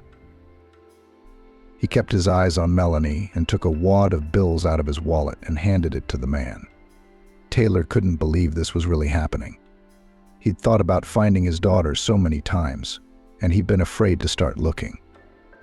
And then all of a sudden it just happened all by itself. Strange. Unbelievable. Amazing. "Hello," Taylor finally got it out of him. "Well, hello, why are you here?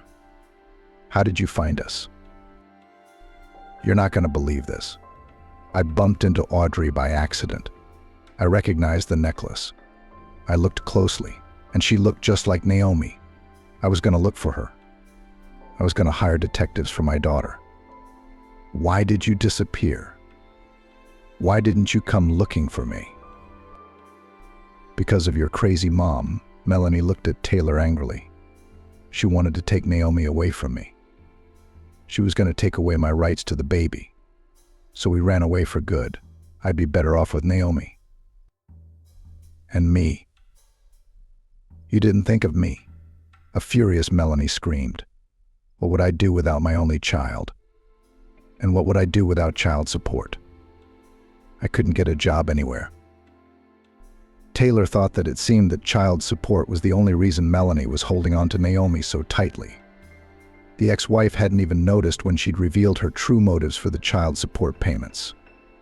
Melanie was living on her own and supporting her roommate. "Where's Naomi?" Taylor asked. He realized that her daughter was obviously not well. Otherwise, Audrey wouldn't be living with her alcoholic grandmother and begging at the church. "You don't know anything," Melanie shook her head. "No, our Naomi is gone, that's all. She died 2 years ago, along with Kevin. He was just a baby." Taylor shook, his eyes darkening. The terrible truth pressed down on him like a heavy slab. Deep down, the man felt that his daughter was in trouble, sensed it with some sixth sense, but tried to keep the dark thoughts away from him. And now it turned out to be true. Naomi's gone. Nothing could be fixed or changed now. Taylor imagined how his daughter, all 20, which she probably dreamed of, how he would become for her a wonderful, caring father. And then all of a sudden this. "You what? Do not get so upset," Melanie said in a conciliatory tone. Taylor must have looked too miserable and lost. His ex-wife had taken pity on him. Taylor obediently sat down on the edge of the couch. Audrey immediately settled down next to him, sweet, bright, full of life and energy. Naomi's daughter, Taylor didn't doubt that now. Melanie seemed almost sobered up. She had told her ex-husband her story coherently enough. Taylor had been on a long business trip abroad when his mother, seeing that Naomi was in danger, had tried to take her granddaughter through the child welfare authorities. She was unsuccessful. The little girl was left with her mother. However, now Melanie's rented apartment was regularly visited by inspectors, and it was tense and frightening. Melanie did not lead an exemplary life. She and her then cohabitant loved noisy, fun company, but did not like to work. Naomi was a great source of funding for the sweet couple. Taylor faithfully transferred to the baby very even decent alimony, and even from the state for the maintenance of the child money came. Beautiful, and all would be well, if not for the mother-in-law and her young husband. Liam thinks he's Naomi's savior. They tried to take the baby away, take her for themselves, and sooner or later they would have succeeded. That's why Melanie and her roommate decided to get away, to hide, to disappear into the vast expanse of the country. In that city, they had nothing to hold them. Their homes were not. Work too. So they went to seek happiness in a new place. First they lived in a big town, then in a smaller village. Melanie's roommate and place of residence and friends changed with dizzying speed. Naomi was growing by leaps and bounds, becoming a beautiful young girl. And now she too had suitors. What else could grow up a girl, seeing such an example of her mother, and from an early age surrounded by her dysfunctional friends?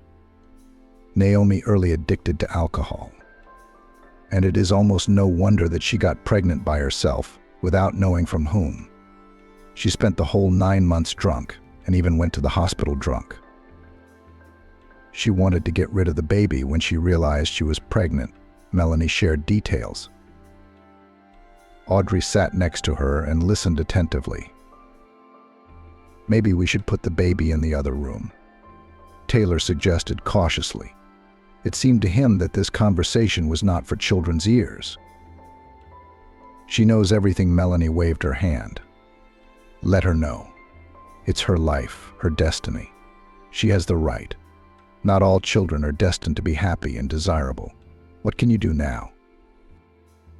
So Naomi didn't manage to get rid of the unwanted pregnancy, but this fact didn't upset her, even perhaps and pleased. The girl had time to realize that the child can be a great source of income, as she was once for her mother. Baby Audrey was born, pretty and surprisingly healthy, especially considering the lifestyle of her mother during pregnancy. The girl was cared for by Melanie and Naomi. Both of them couldn't get enough of the baby. It seemed to both of them that Audrey would not repeat their fate, would break out into the people. It was their hope for a happy future. Naomi, did she ask about her father, about me? Melanie grinned. She did, especially as a child. She remembered you and her grandmother for a long time. And then somehow those memories faded away. Only sometimes Emma would tell me dreams of a beautiful life. I guess the memories must have come to her at night. And what? What did you tell her? That's just the way it is. She said you don't need your father for nothing. He bribes her with his compliments and lives in his own pleasure. Doesn't want to know the kid abroad. Taylor opened his mouth to object but stopped himself. Melanie was right. He really was so callous, indifferent, cold. As a young man, Taylor had dreamed of forgetting about Melanie and Naomi like a bad dream and starting a new life. Only with time the man realized how important and valuable it is a daughter. But it was too late. Time passed.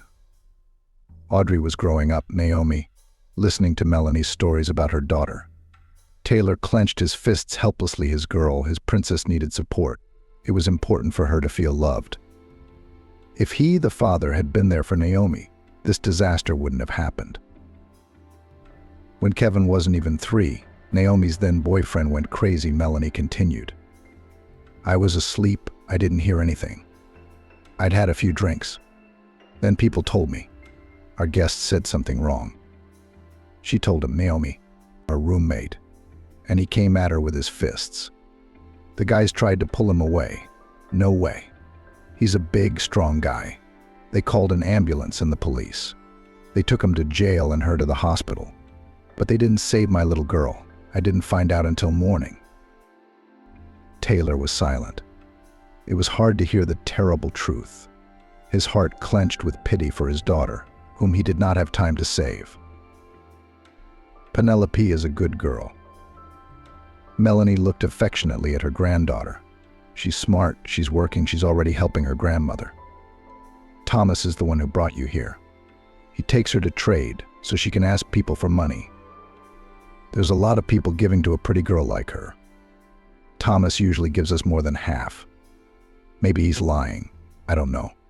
But it's enough for us. A child shouldn't have to live like this. Taylor finally spoke. His voice sounded hoarse and muffled, like it was coming from underwater. I know there's no way out, Melanie said. I have to rent an apartment, I have to pay the bills, or they'll kick me out. I also have to eat every day for me and the child and drink. And drink, Taylor agreed, but he shuddered as he sobered up. Melanie, do you love Audrey? What kind of question is that? She's the only person in the world I'm related to. Then you want what's best for her, don't you? I have a proposition for you. A couple minutes later, Taylor had to leave the filthy, squalid apartment in a hurry. He was followed by curses. When Melanie heard Taylor's proposal, she lost her temper. She began to call her ex-husband the last words, not at all embarrassed of the child. Then she went from words to deeds and began to throw at her husband everything that came under her hand. And all this in front of Audrey, who seemed not particularly surprised and certainly not afraid. You won't get Audrey. Don't get Audrey. Don't get Audrey. Get out of here and don't ever come here again. Taylor realized later that he'd made a mistake. He should have spoken to Melanie more carefully and started not with Audrey, but with her. In a rush of feelings, the man immediately offered to take Audrey away, began to explain how the girl would be good in their family and what prospects awaited her. Melanie's eyes immediately watered with rage. The woman behaved in such a way that Taylor had to leave her apartment. He tried to say that he would not leave Melanie, would put her in a clinic, would help her with money, but she did not listen. Small objects and curses flew at Taylor. The best thing he could do in this situation was to leave. So Taylor left. Back at the hotel, he carefully considered the situation. He was filled with a variety of feelings and emotions. The joy of meeting his tiny granddaughter. The pain of irreparable loss. Fear of never seeing the little native man again. Taylor was filled with anxiety for Audrey and for Melanie too. The ex-wife, by the looks of it, was rapidly sliding down the incline. Strangely enough, Taylor was not indifferent to her fate after all. They had a lot in common. In the morning, the man went to the church, the same one on the steps of which he had met Audrey yesterday. No, Taylor wasn't going to approach the girl. Melanie had probably told her something bad about him yesterday, that she should be afraid and stay away. It was just that the young grandfather wanted another look at his granddaughter. A granddaughter whose fate was now in his hands. Audrey was still just a baby, but with a family she would blossom into a normal, happy child. She had a chance for a happy childhood. There were still so many years ahead of her.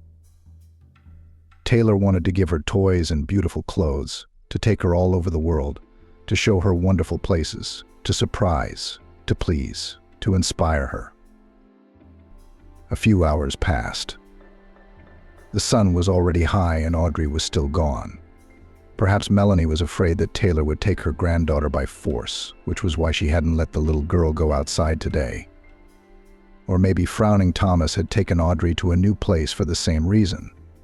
Taylor realized there was nothing more to wait for and left his observation post. He wandered around town in great excitement, passing Melanie's house several times. It would be so easy to go to her now, to see little Audrey again. But repeated visits might frighten Melanie very much. Then she would take Audrey away, as Naomi had once done, and flee in an unknown direction. You'll be looking for them like the wind. Toward evening, Taylor took up an observation post in the dreary, familiar courtyard. He hid in the gazebo opposite the entrance to Melanie's apartment. Some time passed and he saw her, his ex-wife, unaware that she was being watched. She was walking down the street with a wrinkled, swollen woman, swollen from heavy libations. Apparently with a friend, the ladies were talking loudly and laughing horse laughter, obviously tipsy. At the sight of the couple, Taylor experienced contradictory feelings. On the one hand, Melanie was here and didn't seem to be going anywhere. Who knows? Maybe she had already forgotten about her ex-husband's visit and his proposal. On the other hand, Taylor was getting very uneasy at the thought of little Audrey seeing people like that around her all the time. She is like a sponge, absorbs everything, those curious eyes greedily looking at the world, looking for an example to follow. The girl must be rescued immediately. Not only is she in physical danger, but also her psychological state is at risk. Melanie herself goes to the bottom and pulls the child with her. Taylor decides to take his time. He will return to Los Angeles and talk to the mother. The mother severely experienced the breakup with Naomi, cried, could not find a place. She and Liam then even wanted to take the baby from the orphanage. It didn't work out for some formal reasons. Either there weren't enough square meters at that moment, or the age of the future foster mother confused the commission. Taylor didn't remember. He had little interest in what was going on in his mom's life.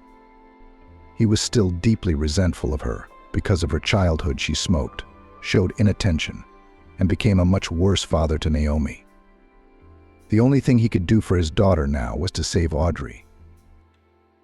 The mother greeted her son, as usual, with a happy smile on her face. Taylor was always pleased to see how happy she was to see him appear. The man got right down to business. He told the mother about the little girl he met by chance outside the church and the unicorn-shaped colony he noticed around her neck. He explained that the girl was living with Melanie, who was a drunk. Described in great detail Audrey, her life and work. Audrey asks for alms, the little girl many people give. She is a real angel. It is difficult to pass by. The girl every day sees walks, hears quarrels. She is in danger, every second in danger. It's scary to imagine what could happen to her there. It's horrible. No, it's wonderful that you finally found them. And amazing. I'm happy to know that I already have a great-granddaughter. To think I'm not even 70 and I'm already a great-grandmother, said the mother. I want to see the baby. We will definitely save her and Naomi. What about Naomi? Why haven't you told me anything about her? Taylor lowered his head. How could he explain to his mother that the granddaughter she thought about every day was no longer alive? She seemed to have figured it out for herself. Tears rolled from the woman's eyes. She had to hold her palm to her mouth to hold back her sobs. Taylor put his arms around her, comforted her, and cried with her. It seemed to be the first moment in the life of a mother and son, when they were so close and needed each other. We have to get the girl out, the mother finally said, gently pulling Taylor away. We have to pull ourselves together. You say Melanie threw you out of the house when you hinted that Audrey would be better off with us. I barely got away, Taylor smiled. He found the scene comical now for some reason, though of course it wasn't funny in this situation. Take me there, and I'll talk to her. Since she can't see you, I'll find the right words now. Are you sure? Taylor looked at his mother questioningly. Melanie had always been strange, and now she was a mess. It's just dangerous. Even I can't let you go there. One thing, if it makes you feel better, wait on the landing, the woman smiled. They were waiting for me at the door. But I'm sure everything will be fine. The very next day, Taylor and his mother went to Melanie's house. The man worried if Melanie still ran away with Audrey. After all, the girl, for her inexhaustible source of income, and the baby works, and the state on her allowance transfers. Melanie understands perfectly well that if Taylor applies to the guardianship authorities, he will give the girl. Because the conditions in which the child lives now are simply unacceptable. That's clear to everyone. So how disappointing would it be for Taylor and for the mother if the apartment turned out to be empty? Taylor tried not to think about it. The mother bought a whole bag of beautiful clothes and dolls for her great-granddaughter. Taylor told her that he hadn't seen a single toy in the house. The great-grandmother was confused. The man imagined what joy would bring the girl all these things, if only it was not too late. Taylor found the right street without difficulty. With excitement in his heart, he entered the entryway. His mother, on the other hand, seemed quite calm. She was even smiling. Liam wanted to go with them, offered his help, but his mother said it wasn't required. It was a shame. Right now, Taylor would be more comfortable if he were with him, the calm, judicious stepfather who had once replaced Naomi's father. Even if only for a short time, but the girl was truly happy with him. This is the apartment, Taylor said, pointing to the right door. He pushed it open, but this time it was locked. Melanie must be afraid of her ex-husband now, because the door hadn't locked before. Or had she taken Audrey and gone somewhere else? He'd go around the corner, asked her mother, and pressed the bell button.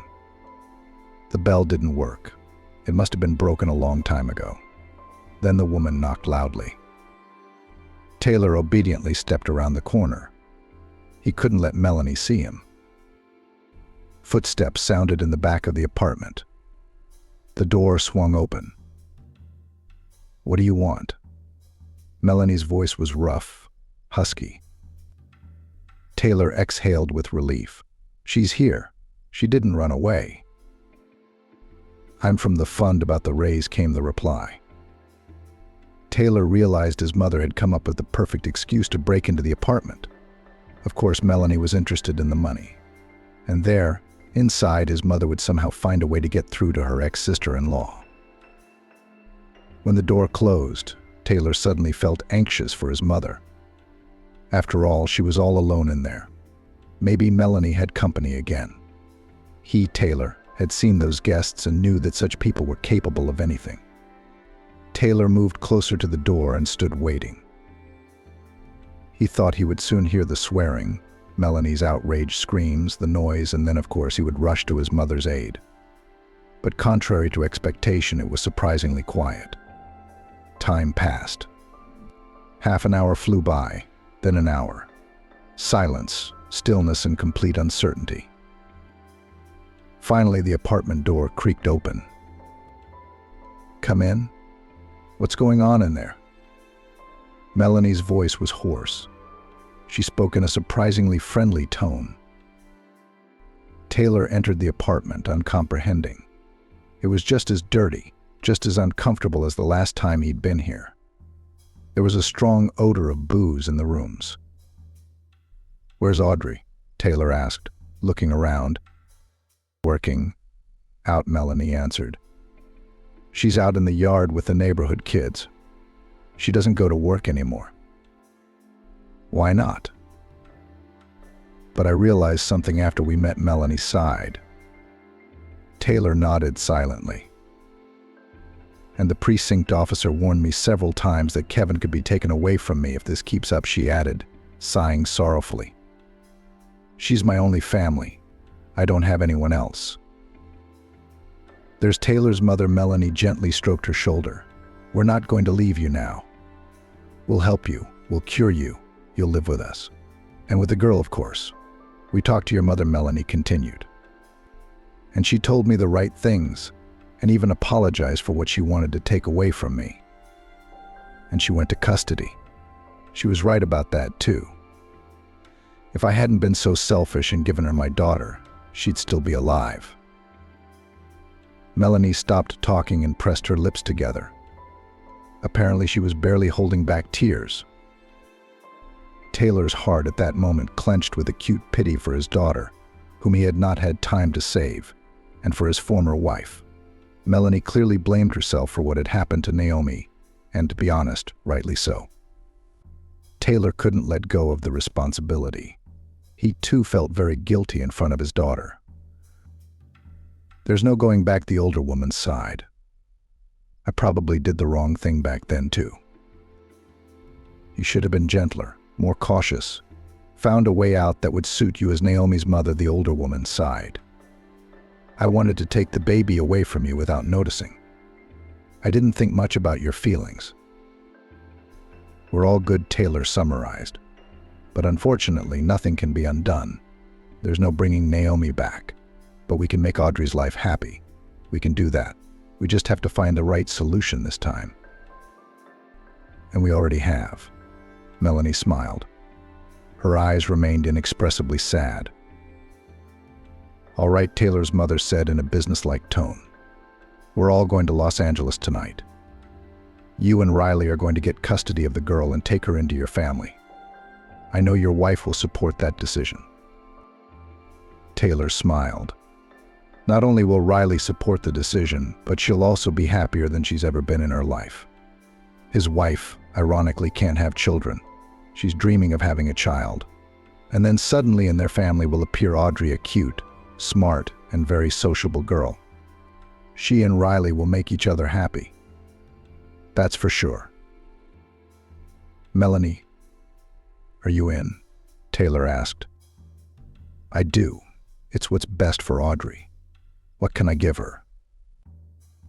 "Audrey needs you very much." Taylor's mother put her arm around Melanie's shoulders. "You've raised her since she was a baby. She loves you. So you're going to have to do the same for your granddaughter." "I'm ready." Melanie nodded. "That's great." Taylor was filled in on the remaining details of the plan. It turned out that his mother was going to take Melanie in at first. She'd already called Liam. He didn't mind, even volunteered to prepare a room for the guest. But Melanie wouldn't be a guest for long. She'd be traveling for treatment soon. Liam knew the head doctor of a good clinic, so a place at the center was a done deal for Melanie. "Are you okay with the treatment?" Taylor asked. He was surprised that everything was going so smoothly. The man was ready for a fight, for arguments, for mutual insults. "I agree," Melanie nodded. "I don't like this life myself." Then the door opened with a bang, and a cheerful Audrey flew into the apartment, flushed from running fast. Despite the fact that the little girl was dressed in an old dress inherited from the grown-up children of the neighbors, she looked gorgeous. The adults admired the little beauty, who in turn looked at the guests with curiosity. "I remember you," Audrey smiled, looking at Taylor. "You bought me buns at the church and gave me lots and lots of money. Thomas praised me so much afterward." Then the little girl came to her great-grandmother and looked carefully into her smiling and a little confused face. "I have never seen you before, but you remind me of someone very much, someone good and kind," Audrey said. It was already happy. Great-grandmother could not hold back her tears. "She looks so much like Melanie," wondered the old lady. "Amazing." 6 months passed. Audrey lived with the Taylor family. Riley was very fond of the girl, and she reciprocated her affection. The man, looking at his wife and granddaughter, quietly rejoiced that this happiness had come to his house. Riley and Audrey walked a lot, played, talked. The woman dressed up the girl like a doll. She taught her important things: to speak beautifully, to dress properly, to eat decently. The little girl grew up in a far from dysfunctional environment.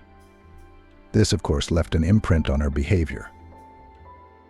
The girl sometimes expressed herself as a seasoned alcoholic, stashed food for a rainy day, and even sometimes snatched change from the pockets of adults. With this, we had to work hard, and the adults worked. They even consulted a psychologist to make sure they were doing everything right. Slowly, Audrey's behavior improved. After all, by nature she was a very sensitive and kind girl. The little girl learned to grasp everything on the fly. From a wild child, she gradually turned into a little princess. Taylor could not be pleased with his granddaughter. The man realized that these wonderful metamorphoses with the child are mainly due to Riley, and was grateful to his wife for her work and warmth of soul invested in the girl. He himself often spoiled his granddaughter. He wanted to give her gifts. The joyful gleam in Audrey's eyes at the sight of another surprise gave Taylor an incomparable pleasure. Melanie was being treated at Taylor's medical center. He'd already bought her a small apartment near her mother. When Melanie got out, she'd have a place to live. Her mother would look after her, support her. She was genuinely worried about her son's ex-wife and thought that she had behaved wrongly then, many years ago. And who knows what should have been done. According to Melanie's own assurances, she had a new life. The woman now dreamed, planned, saw her own future in bright colors. She even wanted to go to work after treatment. "Of course, I've had a lot of summer," Melanie said, "but I still have a chance to get my life together." Taylor was in agreement with his ex-wife and even found for her a suitable place and the position of a checkroom attendant in the concert hall. The work is not difficult, even interesting. "Melanie will succeed," was confident Taylor. Melanie had given custody of Audrey to Taylor and Riley. "Can you do better?" "I didn't do any better. I made Audrey's life a nightmare. I realize that now. You're going to make her happy and successful. I'll just be a grandmother," Melanie said. Taylor felt happy now. Everything was going exactly as it should. The longing for his daughter Naomi was, of course, forever in his heart. But he'd done everything he could for her, helping her mother, raising her daughter, his granddaughter Audrey. Everything would be all right now.